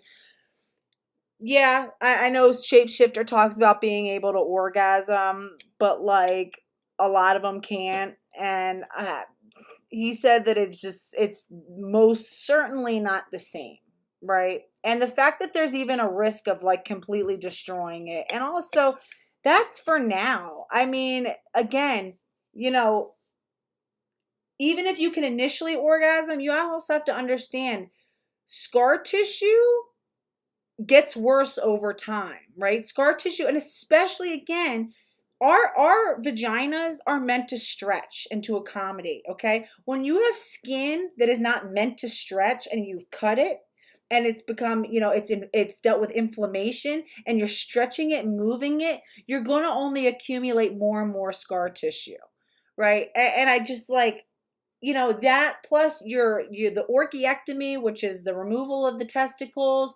You know, testosterone plays a vital role in sex drive and orgasm for men and women. And it's like, you know, over time, the impact of this sort of like endocrinological dysfunction, I think is going to manifest in, you know, reduced sexual functioning. You have to understand, our body is not a collection of parts. We are one unified whole. Everything works together. You create a cascade effect. We talk about this a lot in childbirth. It's like if you've ever played Jenga, yeah, you might be able to remove, you know, one or two little pieces or, you know, change one or two little things around. But you have to be very careful because it can create a cascade. Because even any little intervention you do is going to have some influence on other processes and structures within your body. I've never heard of anybody saying that they have orgasms that are as robust as what they were able to have. And there's no full way to know. But, you know, I just, again, as somebody who has had surgeries, I had surgery in 2020 where I had my diastasis recti corrected. And like, yeah, right here, I have like my scar. I don't know if you can see it. It's like right here. To this day, you could stab me with a fork and I wouldn't really be able to feel it. So yeah, you know, yeah. Men, daddies, whole nine that told me, oh, you shouldn't get it. What if you can't have sex? Like Stas was just saying in the previous question, as a trans woman and as a woman in general who wanted to see what I wanted to see in the mirror, I didn't give a fuck. If I never had sex again, if my pussy looked like shit, I didn't care. All I cared about is that at the end of the day, if I was not having to rip an entire roll of duct tape off my literal cock and balls, then I was going to be happy. And if I didn't have to literally put duct tape, you know, on my cooch to put on a bikini, I'd be happy. I didn't give a fuck about the sexual part of it. I just wanted a vagina and I knew that is what was going to make me the happiest girl. That's right. And I feel like that has to be your mindset. Like you can't. And the saddest part is you still don't have a vagina. You did all that and you still don't have a vagina. And this is why I really believe that these men believed that they were getting a vagina. You know, and it's like they just so don't accept. But this is their truest self, right? This is the most authentic version of themselves. Like it's like upside down world where left is right, up is down, everything it's just everything is opposite of the truth. No, this is like your most inauthentic self. Can't think like, oh, if I get a vagina, like, will my sex life be different? Who gives a fuck? Yeah. What's gonna make you happy? Do you want a dick or do you want a vagina? You're still a woman either way. It doesn't make you more or less of a woman. Your self-esteem fuels everything you do in life. And I think that once you come to that conclusion that like when you have a piece of yourself completed, you'll understand that like when you do have those experiences, you're gonna feel like more of yourself. I think I can vouch for both of us saying when you're having those experiences prior to surgery, whatever surgery that might be, you don't feel like yourself. You feel like you're living in a different body. body. You have to be willing to make those changes and accept yourself for who you are before having those experiences, because making changes based off of someone else's validation is what's gonna get you fucked up. It's gonna land you nowhere. That leads into the next question, which is, how is your dysphoria after having SRS? Mine, honestly, it like really just sealed the deal. But I do think sometimes, for me at least, it makes things worse, because when someone clocks me or someone's like, oh, you're trans, it's like, wait, you put in all this blood, sweat, tears, and money and dilators into your transition in your life for somebody to make you feel like you have a vagina, but someone's still like, oh, you're trans. So it kind of fucks with your head sometimes. So he's basically saying that, like, he's basically like, what? I did all this stuff. I got my penis taken off, and I got a vagina. Again, like, you can tell these men have never seen a vagina in their lives, that they think that whatever they received is anything close. Like, your scrotal sac is your labia majora. Have you guys ever actually looked up pictures of these things? It's so horrible. But it's like, again, it's like, oh, so I did all this stuff, and you're still telling me that I'm trans, that I'm really, which saying you're trans is really you're a man, right? And that's like the harsh reality. They want to escape being men. And if only someone had let them know before that you will never escape being a man. You will always be a man before the surgery, during the surgery, after the surgery, 100 years after the surgery, 1,000 years after your bones are dug up. You will never be a woman. You know, and let's start with that. That's the most important thing to start with. But no, because a lot of these men will end up not going through with the surgeries. That's why it's all an ecosystem. The whole medical system, where they have the these gender therapists, and if anybody has seen learned anything about these gender therapists, a lot of them just do these like training courses and stuff, and they're basically given a paper of what they should say, not say. It's like these little tiny certification programs, barely, these little like continuing education like workshops where they learn how to be a gender therapist. It's so not rigorous, it's so not professional. And it's basically, it's all a pipeline just to get these men through the door signing the so-called informed consent, where they're just like, yeah, do whatever you want, and I'll take responsibility for it, and no one can sue you or hold you accountable, and you can go ahead and experiment on my body. Continue to affirm my delusion. That's why they have the affirmation only model, because they know for a lot of these men that if someone actually just one time told them the truth, they would stop and be like, whoa, hold on. But it requires that everyone participate in gaslighting them and to sell them a lie. Yeah. But for what I see in the mirror, it solved all my problems. Yeah. I mean, there's good days, there's bad days. There's some days where I'm so happy with everything I've been through, and there's some days where it's the biggest weight on my chest that I still have to walk around no matter what surgery I have, knowing that I had to work for that, and other people didn't. And at the end of the day, we're still trans. Yeah. And that's what they mean. That's the biggest. They really thought that by doing this, that they would finally get to just be a woman and put the whole male past behind them and function as a woman. And the reality hits that you just simply will never be a woman. It's like, think about all the hundreds of thousands of dollars, all of the like being on disability, the having to, charge up the, insurance. I mean, using scarce, precious medical resources on all this nonsense. We could have avoided all of this if we just helped them accept reality that you'll never be a woman. You could be a gay man, and it's like you can find other ways to get attention and to, feel valuable and wanted. It's like, why don't we start there? But no, they can't start there. Then it's like, they want to start again because these doctors are all grifters, and they want to create, it's like they want to create a whole new, just a whole new field that they can profit off of.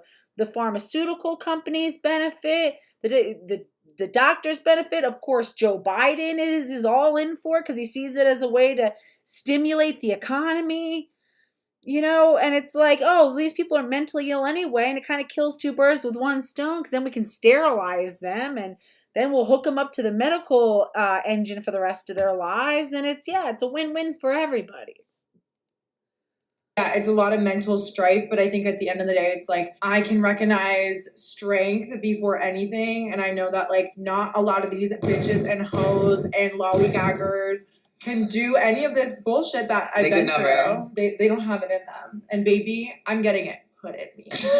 Period. How to plan for bottom surgery and time away from working. So Stas got her vagina done very close to where she like grew up and was living. I had to go to San Francisco for a month, and that for me, I was like obviously making money on OnlyFans, so I was just like, okay, I'm gonna go get my dick chopped off and literally sit in a hotel room all day. But it was an anxiety for a while because I'm like, wait, you have to go somewhere for a month. How do I afford a hotel for a month? How do I afford to rent a house for a month? It was like $10K. I didn't even have $700 to pay my rent at the time, and then life just did its thing. This is what's so dangerous about being like an influencer, where your career, like this guy just said that he was making money off of OnlyFans.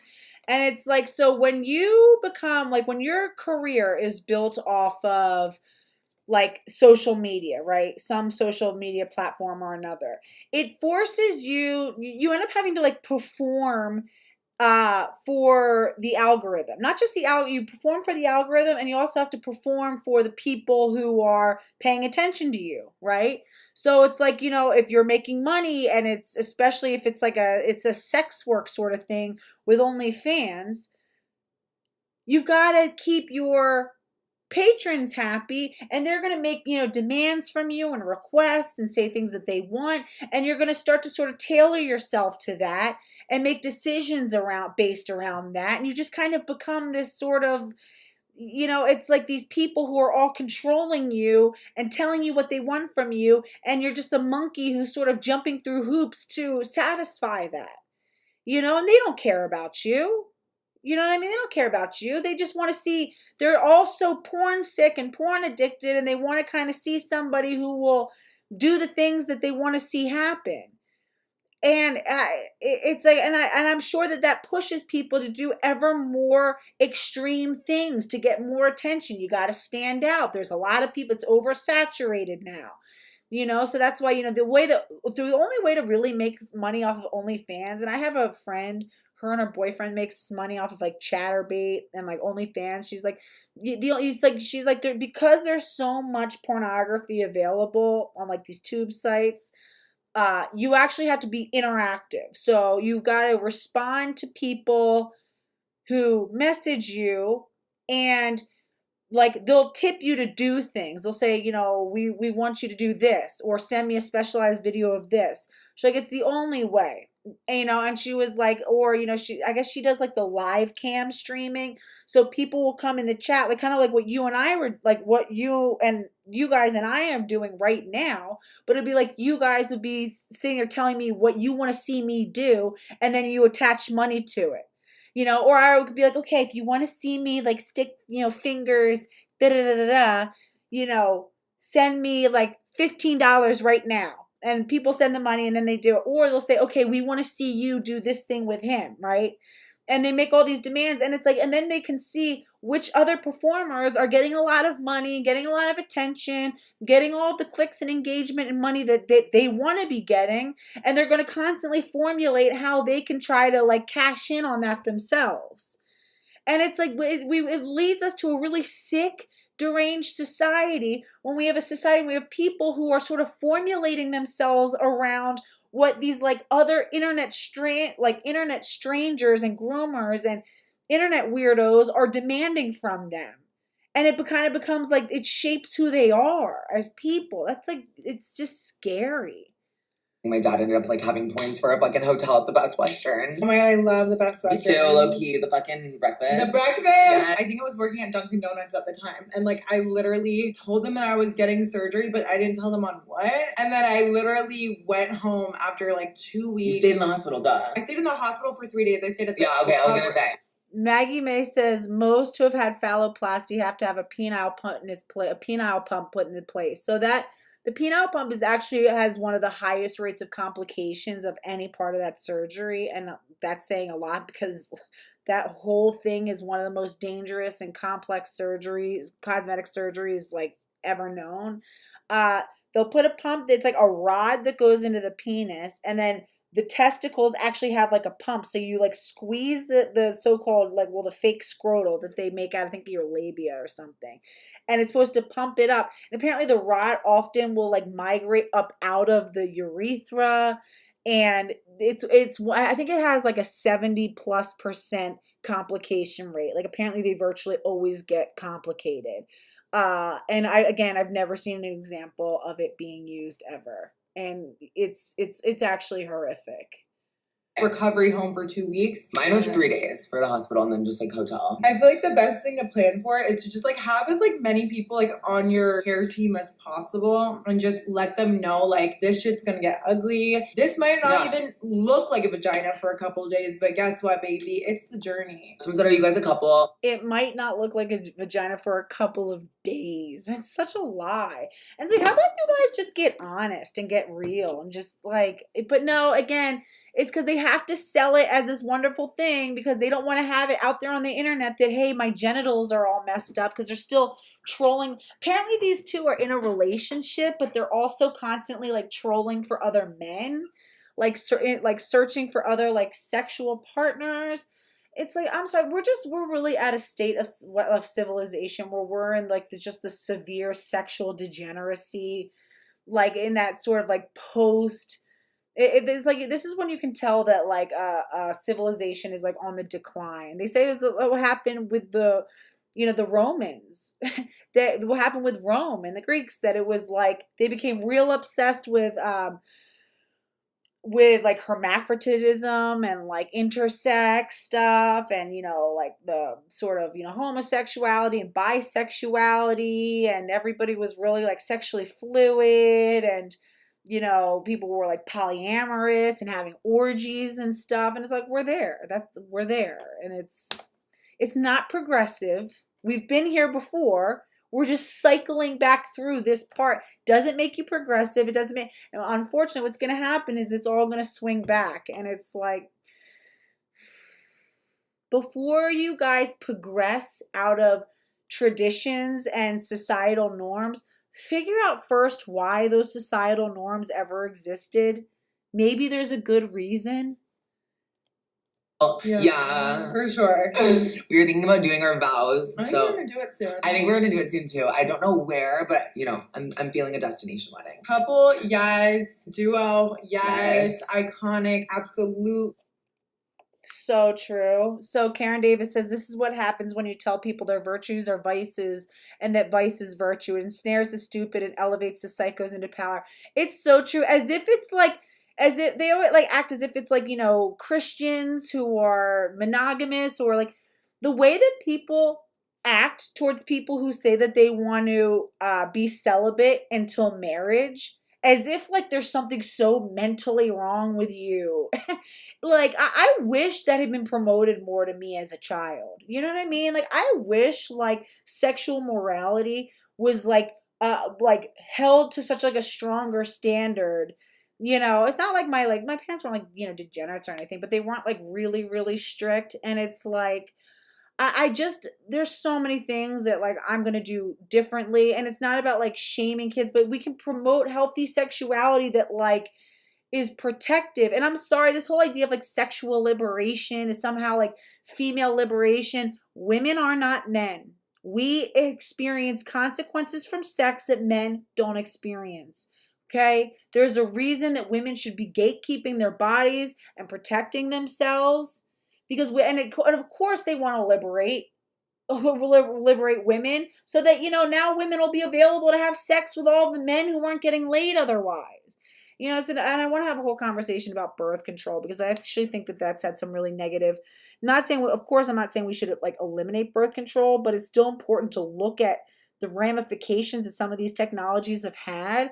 Birth control has had a lot of issues for women, because now, again, it's like men treat you as if, oh, there's no reason to not be having just total promiscuous sex with no standards, and, make yourself freely available to any man who wants to enter inside you, because, oh, what's the problem? It's just for fun. Recreational sex, as if that doesn't, as if our brains are not wired differently to experience sex differently. And as if that like the fallout isn't greater for women. And it's like, it's sad. That's a whole other conversation. Lead those girls for sure. Cisgender, yes. Yes, run this city. Yes. We're not just one thing, we're so many things, but for each other, we're each other's people. Yeah, she's my person. Love it. Wedding. Couple, yes. This might not even look like a vagina for a couple days, but guess what, baby? It's the journey. So, are you guys a couple? Yeah. For sure. We were thinking about doing our vows. I think we're gonna do it soon. I think we're gonna do it soon too. I don't know where, but you know, I'm feeling a destination wedding. Couple, yes. Duo, yes. Iconic, absolutely. Those girls for sure. Cisgender, yes. Yes, run this city. Yes. We're not just one thing, we're so many things, but for each other, we're each other's people. Yeah, she's my person. Love you. Maybe more. Do you think sugar babying is easier after surgery or? Yeah, right now says, to be real, if they're going to flip back to the other side, we all better pray it's to Christianity, not Islam. You fucking right. Islam should terrify everybody, okay? I don't give a fuck. I don't care if it sounds intolerant. I don't care. It should terrify everybody, okay? I was with a Muslim man, and I remember when I used to be like, oh, like, you know, why don't you, he used to read me, like, from the Quran a lot and stuff like that, and I used to be like, you know, why can't we practice together? Like, it could be, like, romantic, and he was like, absolutely not. He goes, I would never in my life try to integrate a woman that I actually love and care about into Islam. He was like, while I think there's a lot of wonderful things, you know, and I like trying to share some of like the more beautiful things, he goes, it is, I would have to not care about you to want to bring you into the fold of Islam. He's like, it's not a pro-woman thing. He goes, the reason why I've had to distance myself from it. He's like, it's not what you want. Trust me. And I was like, oh, okay. And he was right. Or is girl PP a bigger moneymaker? I low-key think the girls that are like pre-op are making more because they find guys with like fetishes. Neither of us did that when we had dicks. That wasn't something I entertained. Like even when I was a stripper, like that wasn't a world that I was familiar with. So like, I just think if you're doing any sort of work, just be as safe as possible. We never. Oh, this was a weird thing that he said. Hold on, listen to this. He said, "It's easier after surgery, or is girl PP a bigger moneymaker?" I low-key think the girls that are like pre-op are making more because they find guys with like fetishes. Neither of us did that when we had dicks. That wasn't something I entertained. Like even when I was a stripper, like that wasn't a world that I was familiar with. So like, I just think if you're doing any sort of work, just be as safe as possible. We never told a daddy. No, never. Ever. I feel like we've both been in very scary situations, and I think that it's scarier when you're post-op and you don't tell people. But we obviously could have gone on like better in the strip club though, because like I feel like in the strip club like you were kind of like protected, but like obviously like there's security. But when you're at someone's house and they're like gonna drug you and kill you, it's like what have y'all? Why are you going over to random men's house and having sex? Men who don't know you. What are you talking about? And then it's trans women are at a, you know, all-time high risk of getting hurt. Well, when you're doing stupid stuff like that and you're engaging in the sex trade, it's kind of how that like works. How about just not? I'm sorry, but it's like, can we shame this stuff? Can we shame this? These are the type of dudes who are going and fucking other DL dudes and men who are married and they're bringing home diseases to their wives and stuff like that. Like, shame this shit. I'm sorry, gross. It's disgusting. It's like a petri dish of STDs and stuff like that. Like, how about ew? And there's all like, you know, like whining about like, oh, that they can't, you know, engage in rape by deception in peace. And, you know, people get mad that like, hello. Yes. Yeah. That's called stealth. It's called rape by deception. That's what that is.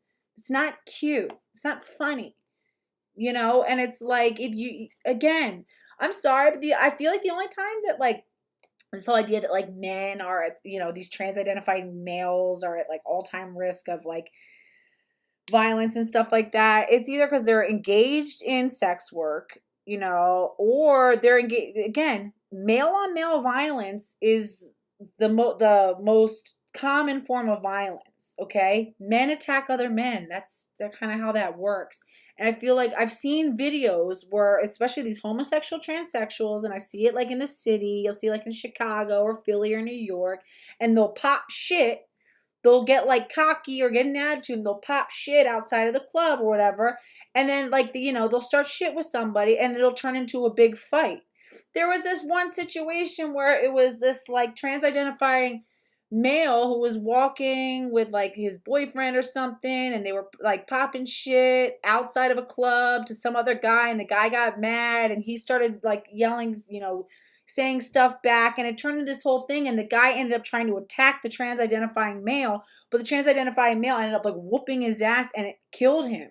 He beat him so bad, I think he stabbed him and killed the dude. I'm sorry, that's not like typically something, women can't just like turn it up real quick and Hulk out, but you guys can, right? And it's like, they'll sit there and they'll just fight with each other, or it'll be domestic violence sort of thing, or it's because of these extreme levels of promiscuity. You're going around, or also I know that they like blackmail a lot. So they'll sleep with DL men, these down low men who don't want to be outed as the type of men to go like gyneandromorphophile, the type of men who goes for trans identifying males are men who are like artificially bisexual because of porn consumption, right? And so, they become interested in this idea of the gyneandromorph, and they want to, quietly sleep with these trans-identified males, and these trans-identified males, get like mad and indignant when they realize that these guys are just chasers, and then they want to go out them, because these guys want to, after they bust a nut, they want to go back home, and they want to go back to being straight men, and they want to go live, their like daytime life, and they're like embarrassed of these guys that they're sleeping with behind closed doors. And then these men these trans-identified males who did all of this stuff so that they could attract men, they get mad that they keep being like kind of put as like this sort of like, the little hidden secret, and they'll act like they're gonna like they'll use it as blackmail, and they'll be like, oh, I'm gonna out you and all this sort of stuff, and make all of these threats. A lot of it's like this domestic sort of stuff. It's not like people are just like, oh, they're hateful and they just see you and they're targeting you. It's like, no, you guys want to be able to do like rape by deception, and you want to be able to just get away with whatever you want and behave however you want, right? And it's like, no, I'm sorry, but whenever you like dissect these things down further, apparently they always talk about 2022 was the deadliest year on record for trans identifying people, and that includes men and women.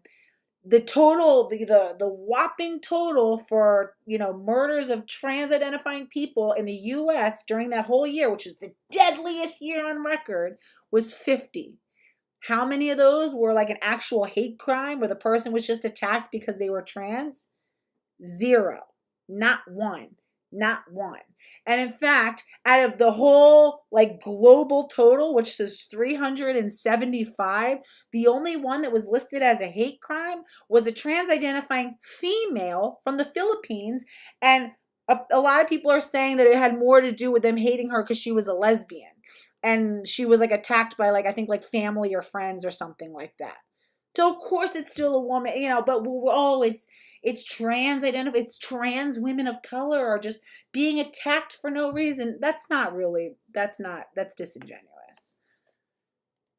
All had body, face, whatever. I've had my pussy done. This is an install, fake tan, and a little glam today. That's pretty much it. Y'all already fucking know. I had my forehead lowered, something with my eyebrows. I don't even know. Nose, I think actually 4 times. Yeah. Teeth shaved down to the brim. My boobs, thank you, not only God, but Leonard Hochstein, even though he literally just like got engaged. Like, while he was still married. That. And then my vagina. I'm jealous. Dr. Heidi Wittenberg and Dr. Sherman Lees. Dr. Sherman Lees. The next question is, would you date a trans man? That's actually so weird to say that, because literally we were talking about that earlier. I would consider myself pansexual because I don't care if you're a trans girl with a dick. I don't care if you're a trans guy with a vagina or a dick. I don't care if you're a cis guy with a small, like, I don't care. If I vibe with you, I vibe with you, and energy's energy. I'm like so like that, like honestly, but it really has to do with how you treat me, how you treat other people. I don't care where your dick's at. I just care where your heart's at. Like, respect that part. I've met in person one trans guy. Do you deal with a lot of jealous cis women who can't deal with how hot you are? The fucking cis girls are honestly more of a problem. Can you?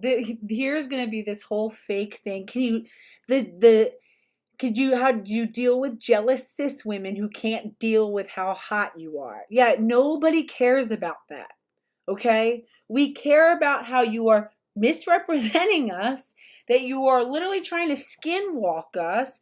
And I'm sorry, homosexual transsexuals are the most obnoxious with being like aggressive with the sort of like dating competition and stuff like that. It's like, we just, ew, no. And I'm sorry, but we don't, it's not about, it's a health concern. There's a reason why women who sleep with men are concerned about men having sex with other men. It puts us at risk. Women are at a much higher risk of serious complications from sexually transmitted infections than men are. And I'm sorry, but men who have sex with other men are the single highest risk factor group for sexually transmitted infections. So yes, it is a concern for us that you might be sleeping with men that we are with. And I know it's like, again, these trans-identified males, are like more than happy. They know that a lot of the dudes that they're getting with are just chasers, and they're more than happy to get with somebody's husband or boyfriend. And that's not excusing the husband or boyfriend or whatever, but it's a health factor. It's a risk factor. It's not because, we're really worried about you being whatever. And I'm sorry, but also like the amount of trans-identified males who are always like, what is it? Your man is sleeping with like trans-identifying females. First of all, if I was ever with a man, or trans-identified males, if I was with a man who even like slightly led on that he had any sort of interest in these men, I would be so far out of there, because to me, that's a sign that you have some sort of like brain rot. You have some sort of brain rot, you have some sort of sexual degeneracy, and if you're a gyneangiomorphophile and you're attracted to these sorts of men, chances are you have a lot of other below the surface comorbid sexual degeneracy problems. A lot of these stuff usually happen comorbidly. They happen together. It usually doesn't just stop at one paraphilia. Okay, so to me, it's like a sign that you have like something really sexually degeneratively wrong with you, and you're likely going to put me at risk for diseases, and I don't want any parts of that. I wouldn't be like, I myth my man. She took my man. I'd be like, bro, take him and get the fuck away from me. Like, I don't want any parts.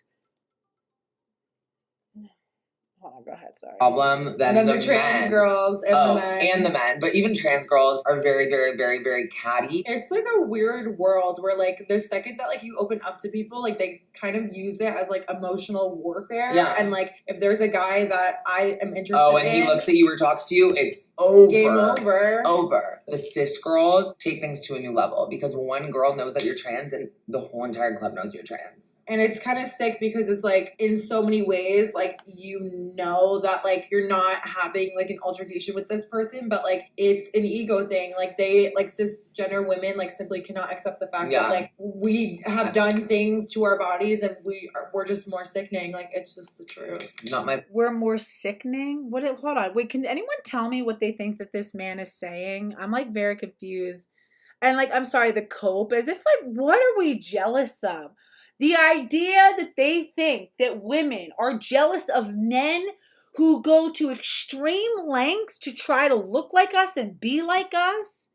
The reason why you guys have to look perfect exteriorly is because you have nothing to actually offer below all of that. The reason why, hey, I'm going to make myself big for this. And men and sirs, if you do listen to this, I'm going to speak directly to you, okay? Let me help you out.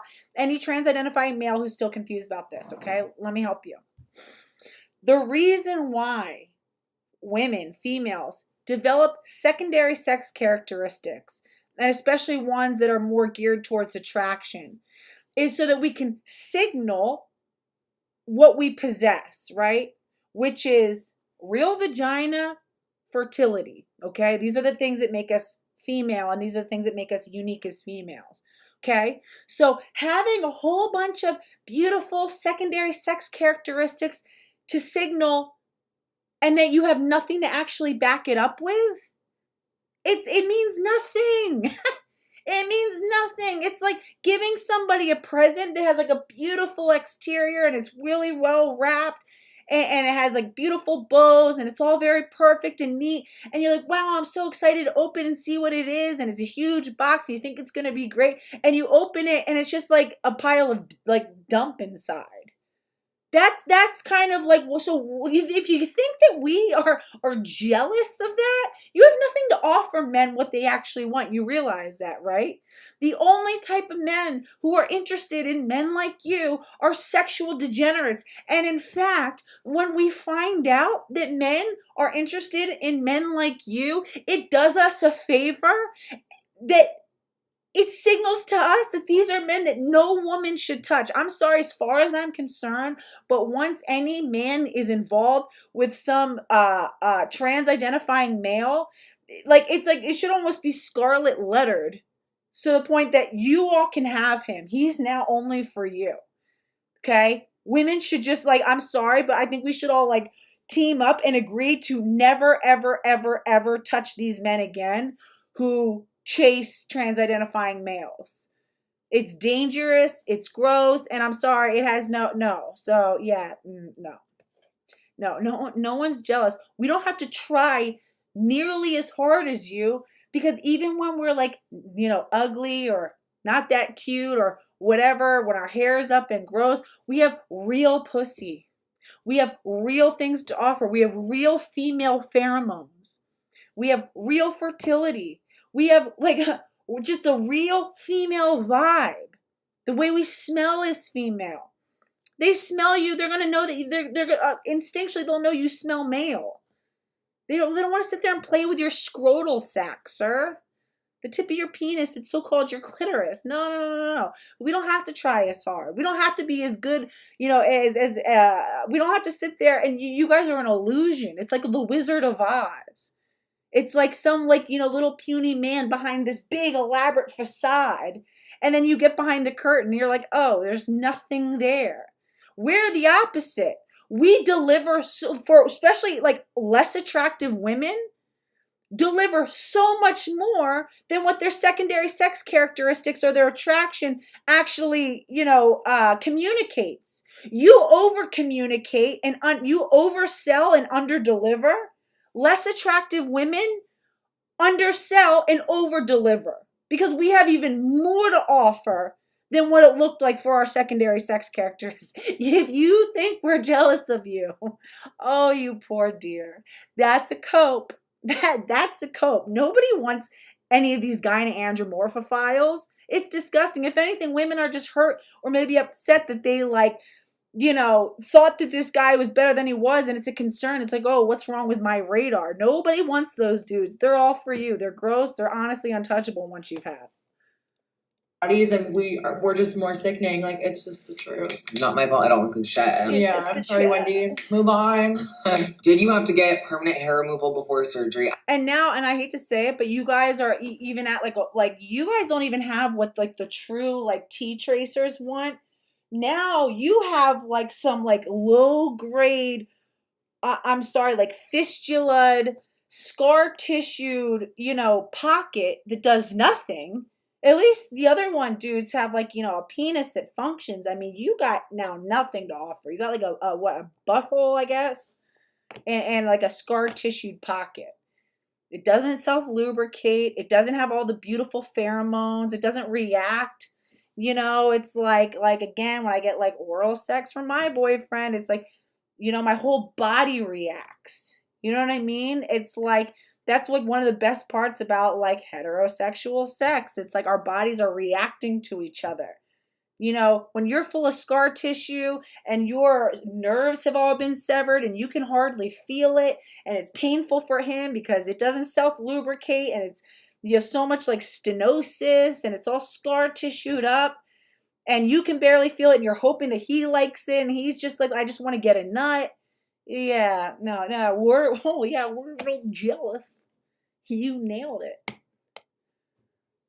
I got electrolysis. Yes, I got electrolysis as well. If you guys are watching and you have no idea what electrolysis is, obviously Google it. It's 40 little needles. They numb your fucking dick and then they Yeah, most scams want pre-op. And so I really think that these men really thought that they were going to basically be able to live as women once they got this done. That's why he was saying the most painful thing is when people still are like, oh, but you're trans.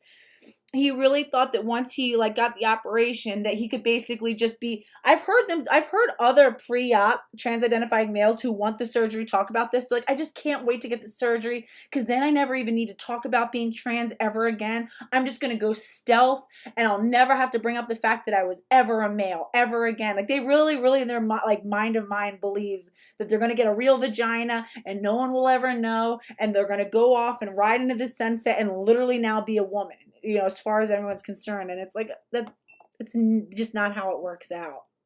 Like it takes like 6 hours, 3 sessions of it. You have scabs all over down there. It's come a long way since like when I did it and when she did it, we had 2 different experiences. I wasn't even numbed like when I did it. Like I just like raw dogged that whole experience. Did you do 1 session? Oh no, I did like 12. Oh, I had 3. That was more painful than like any of my like anything I've ever done. Just like in my life, like anything with my. That was the number one pain. That was the like I can still. I don't think these are even really gay men though.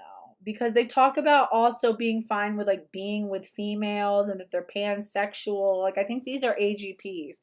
And also goes to show everybody who thinks that it's so easy to tell the AGPs from the homosexual transsexuals. No, it's not. I think these are both autogynephiles. And because they talk about like basically being bisexual or so-called pansexual. These are autogynephiles. These look like what you would assume homosexual transsexuals look like, right? But they're AGP, so you can't always tell. Still feel the pain. It was the most uncomfortable thing. It's like it's a weird experience, and they like shoot like an electromagnetic current like through every single hair follicle to make sure that like the inside it never of your vagina grows back. It's psycho. Okay, so the next one is how long did it take you to get sensation back down there? I feel like almost like immediately. Yeah, I feel like I never really was numb. Maybe like a couple weeks, like, but obviously you don't have sex right away. Like you have to wait 3 months, and so it's like it's not like I was sitting there fingering my like stitches. Like even like when my stitches were in me, I could like feel my clit. Everything. Did it hurt? Absolutely not. Mine, if my choice was to literally croak or do it again, I would choose to croak, unfortunately. She transitioned very, very, very young. I was literally 20 when I transitioned. So I used what I had and she never did. So I think mine was just like the nerves being rearranged and like cut, sliced, and diced. Like, she was hitting the... So he just said, he transitioned way earlier than I did. I transitioned at 20. So how old was it? So they're basically, it sounds like the one on the left, the one in the pink, had been on puberty blockers or something, or never really developed a penis. It's like, how old were you? You know what I also think? When these guys are saying how, sex is so pleasurable and it's great. Same thing with Keffels. Anybody who knows Keffels? Keffels is talking about how great his sex life is ever since he transitioned. I actually don't. I think Keffels was basically an incel. And I think these guys were incels. Look at Blair White. Blair White he always talks about how he never had boyfriends or never really had a sex life when he was a teenager or, younger. And it's like, it's as if like, but it's like, I actually don't think that they have anything to compare it to. I don't think that they've ever had true, robust sexual intimacy. And like for me, well, that's not true. Like I've like always had a really good sex life. I'm not gonna lie. I get like really close to, when I'm with somebody, I'm like a little bit of a serial monogamist. I get like really close and I'm like very sensual. And like sex is such like an important part of my life, which is why I find so much of this so horrifying. I would never in a million years do anything to intentionally jeopardize like my experience of like sex and whatever. I just think it's so precious and like, but I'm not talking about like promiscuous sex. Like this is all they talk about is just sex with like random men. I'm talking about like when I've cultivated like a love and mutual respect with somebody and somebody who knows your body so well and you've like gotten through hard stuff with them and like, you've had to like fight through things and you've had to like, get through like tough spots and you've learned to like respect and like love and like cherish each other. Like, it's the best. And it's like, I can't imagine doing anything to jeopardize that. And so I really believe that these men have never actually had truly robust sex lives. I think the incel to trans woman pipeline is very real. And I think that the reason why they think they're like reporting it is so favorably is because that's all that they know. They really have nothing truly to compare it to.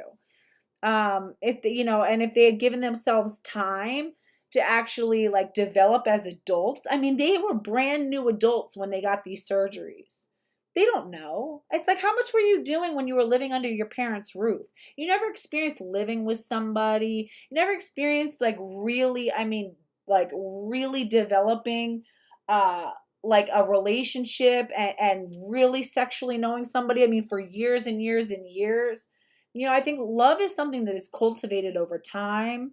I think true, sexual, like real intimacy is something that's cultivated over time and knowing someone's body. So I just don't think that these men have anything to compare it to. There's just no way. It's probably because now they're getting more sex and more attention than they were before. So to them, that's like a net win. But it's like, had they not done that, they might have actually realized like how robust and how, like pleasurable and like truly dimensional their sexual experiences could be. And it's like, that's why they ended up just with each other.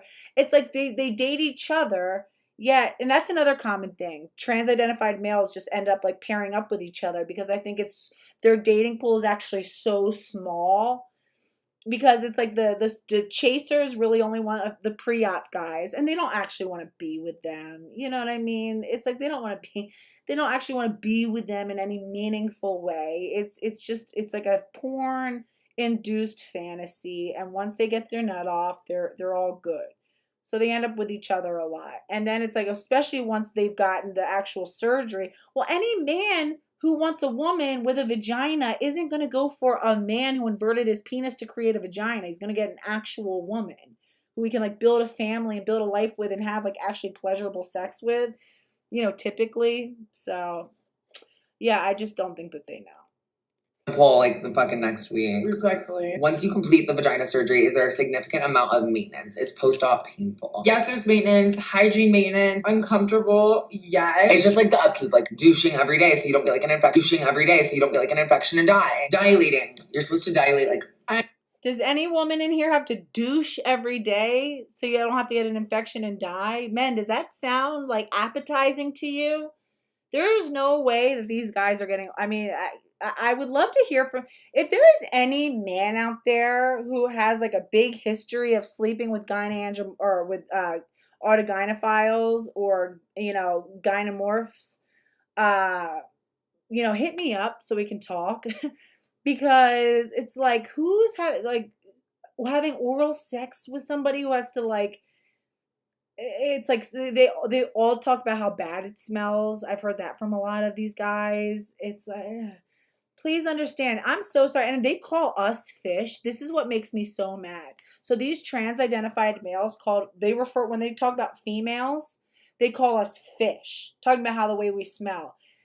First of all, sirs, the female vagina is like thriving and is full of pheromones that are meant to intoxicate and attract. A healthy vagina smells good. And not only smells good, but has the ability to like draw men in with the pheromones and with the way that it smells. Okay, and it's like, no, our vaginas are naturally lubricating. They're self-cleaning. They're self-maintaining. They literally like hug and grip penis. Like it's made for that kind of sex. Okay, so. There's no comparison. There's just none. I'm sorry. Again, the whole delusion that we're all just jealous of you guys. Again, it's a cope. I'm sorry, sirs. It's a cope. I mean, like... Are you supposed to dilate once a week? Like, what is it now? I think it's once you get to, like, over a year, it's, like, once a month. Or have sex. Once a month? No, they don't call femininity fish. They call biological, actual females fish. And maintenance with keeping it open. It smells, it's like a fucking Hardy's bathroom. Really like, scary. Your vagina is like literally like a fucking Can a homosexual male also be an AGP? I think there's a lot of bisexual men who hold themselves out as like true homosexuals and true homosexual transsexuals. And it's like there's a lot of bisexual men who just prefer men. Like, I know a kid from high school who dated women, girls, his whole high school career. You know, then he moved out to LA and started being a hairdresser, and all of a sudden, like, discovered that he's gay, and now he's like, you're like, you know, real quintessential, super performative gay. And it's like, no, you're actually bisexual, okay? You're bisexual. And I think that that's what happens with a lot of course, like a lot of these guys who claim that they're homosexual, transsexuals are actually just bisexual men who, you know, prefer to target homosexual relationships and and men, but yeah, and who are fully autogynephile. Explore. Like, you gotta take that bitch for an oil change, a tune-up, a polish, a wax, a shine. Like, it is endless. Because ours don't clean itself. The other day I put a boric acid in it. That shit was amazing. She's been trying these new like suppository things. I just dilate. Let's hear that part. Douching every day so you don't get like an infection and die.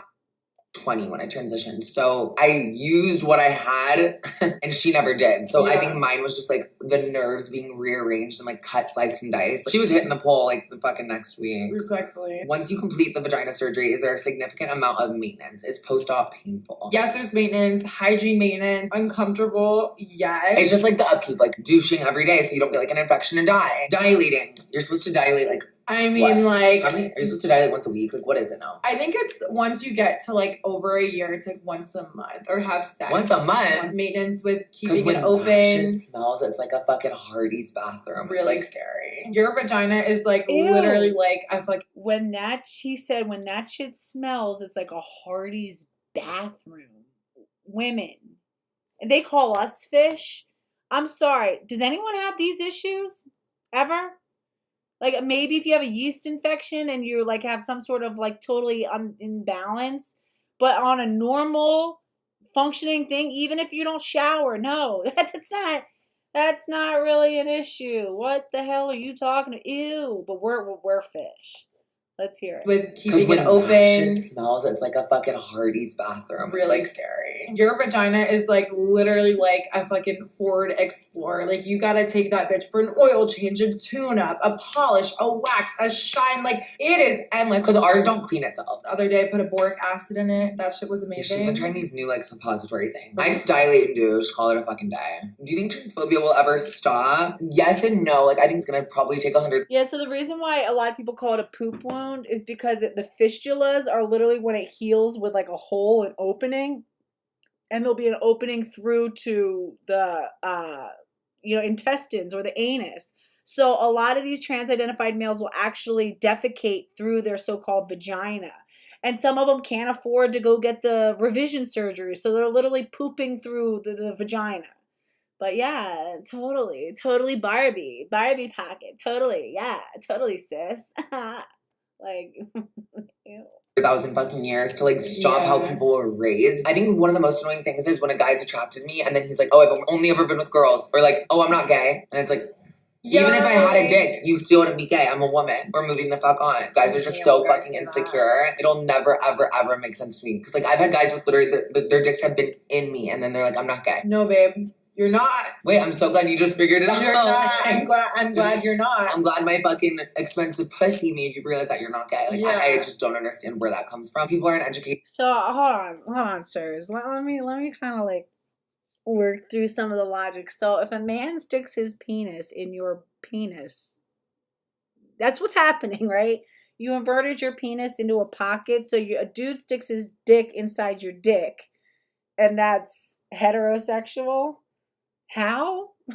The cope, again, it's like you guys have all have to sit there and mandate the delusion. There's a reason why across, until Elon Musk took over Twitter, thank God, before then, they had it where you couldn't misgender. You couldn't even mention the fact that trans-identified males were actually men. You couldn't say anything. Everybody had to all work together to uphold the delusion, or else you were like thrown out of society and punished heavily. Again, because it's the only way that any of this will ever work. It's like we all have to mass gaslight people. Otherwise, who is gonna sign up for these surgeries if anybody actually starts telling the truth?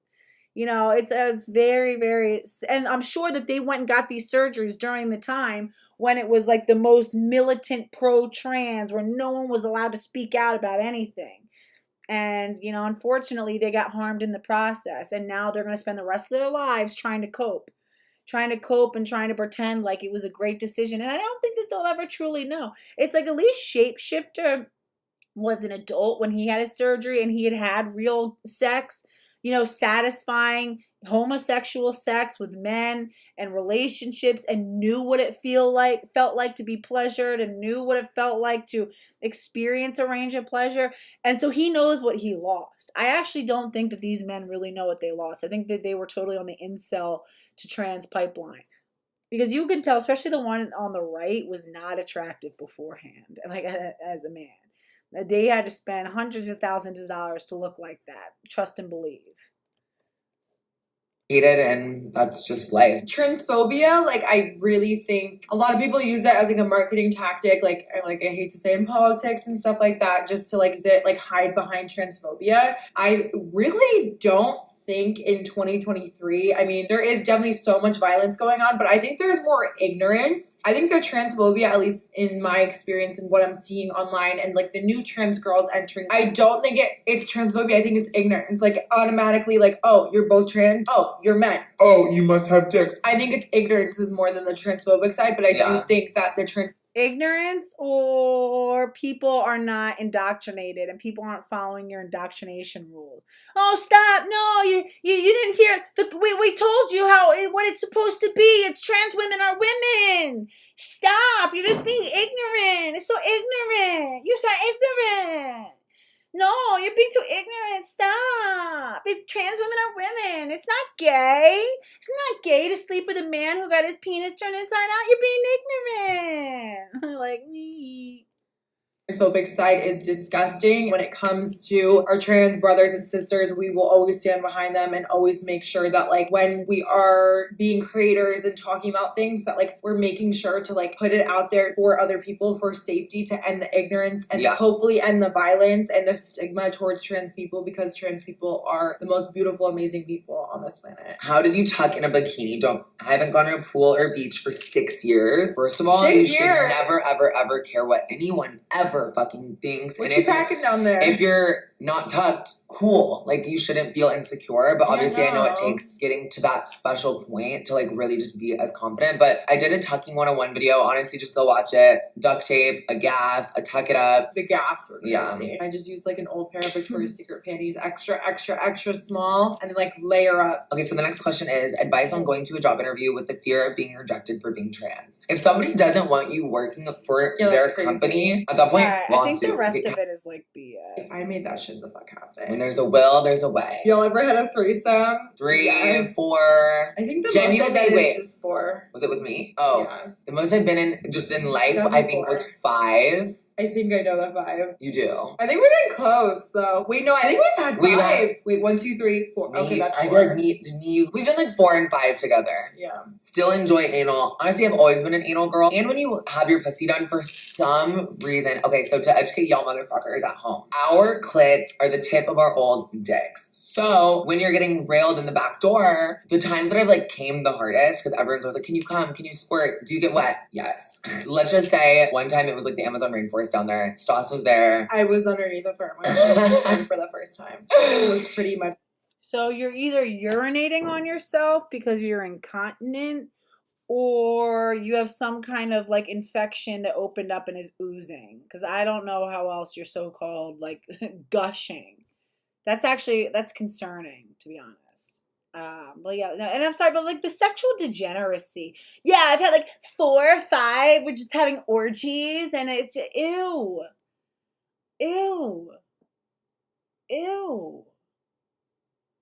What? No. Can we like stop glorifying this?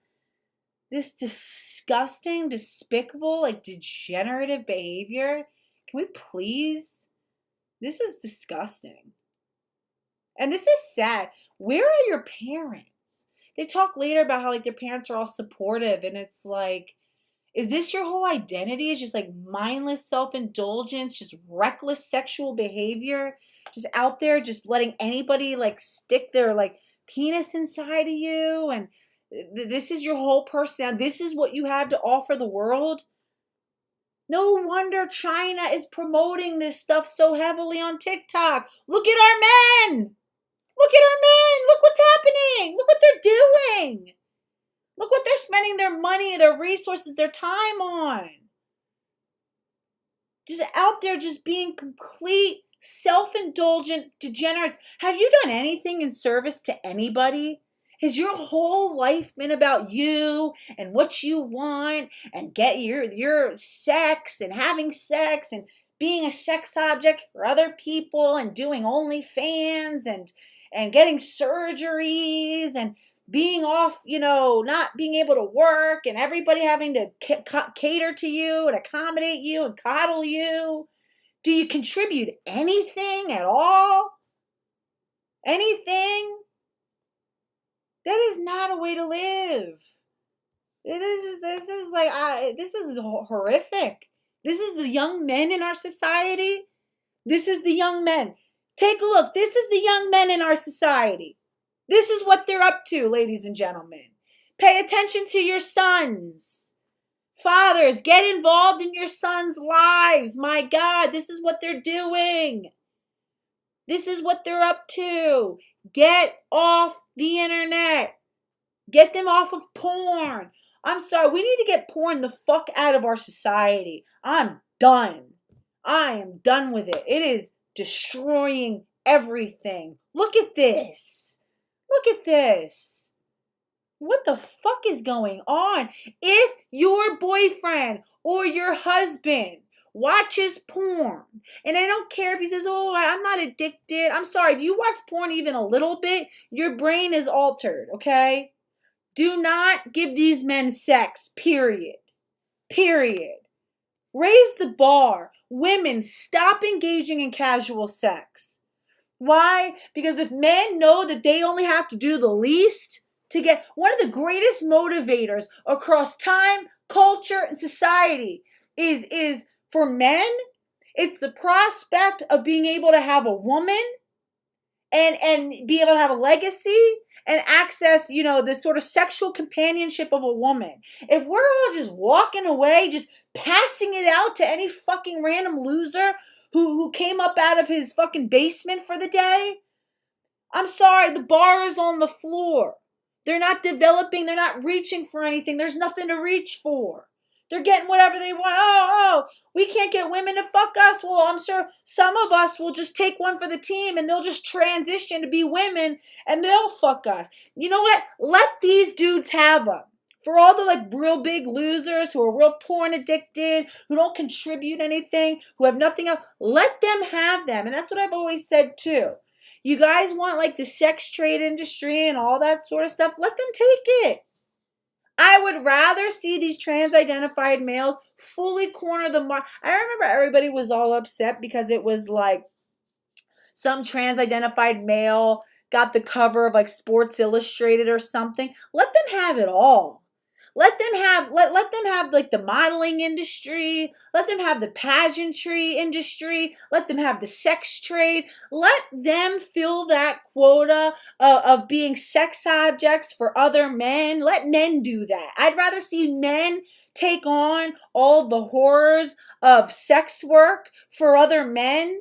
Because then that can be a them thing, okay? We can protect our precious women and our daughters, okay? And their precious fertility and their precious just sexual wholeness and health and well-being. Okay, if we can't get rid of the total sexual degenerates in society, let the other men play that role for them. Let them play dress up and put on the wigs and go get breast implants and invert their penises so some guy can stick their penis inside their penis, whatever the fuck it may be. Let them go walk up and down the street and serve each other, okay? Keep us the fuck out of it. It's for you, King. Keep it all. That's a you, all right? There's nothing left of any value, I think, in this whole conversation. These two are I'm sorry, it is really, really a sad state of affairs. This is our men. This is our men, okay?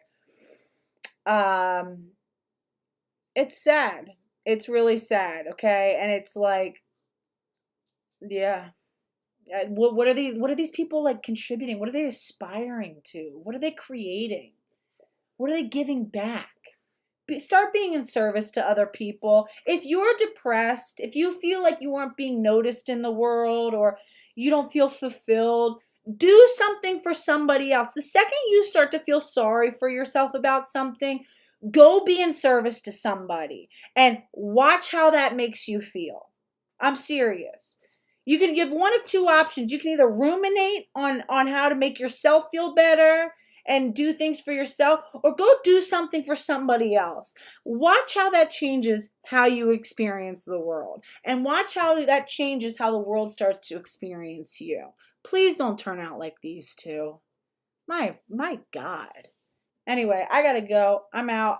There was another person I was supposed to cover on this, but who some other trans-identified male who actually tells the truth about some of these. My bad. We'll get to him another time.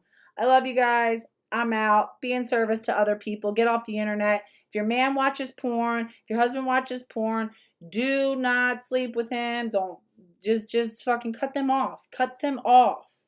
Don't give these losers children. Don't give them sex. Don't give them female companionship. If they're that hard up, let them go fuck the trans women, okay? Let that be their whole dating pool, okay? Let the GAMPs have the AGPs. Keep it over there. Okay? Protect your fertility, protect your body, protect your wholeness. Don't let anyone sort of like corner you into doing things that you don't want to do. And if a man, if you feel like, oh, like all these men are so low quality and you got to just kind of like drop down so that at least you can find someone, don't do it. If we all collectively refuse to do that, we keep the bar high, I'm telling you there are going to be men out there who will strive up and who will meet it. But if we keep giving them a steady supply of cheap, easy, and accessible sex for doing the least and doing nothing, they're all going to continue to be losers. And we're all going to be stuck, in this vicious cycle of like loser men, and then we're having kids with these loser men, and then they're not able to be fathers because they were losers to begin with, and then these young boys are growing up without good fathers, or even worse, loser fathers, and then it's going to turn into this fucking unending cycle, and it's like just cut them off at the supply. I love you guys. I'll see you later. Bye.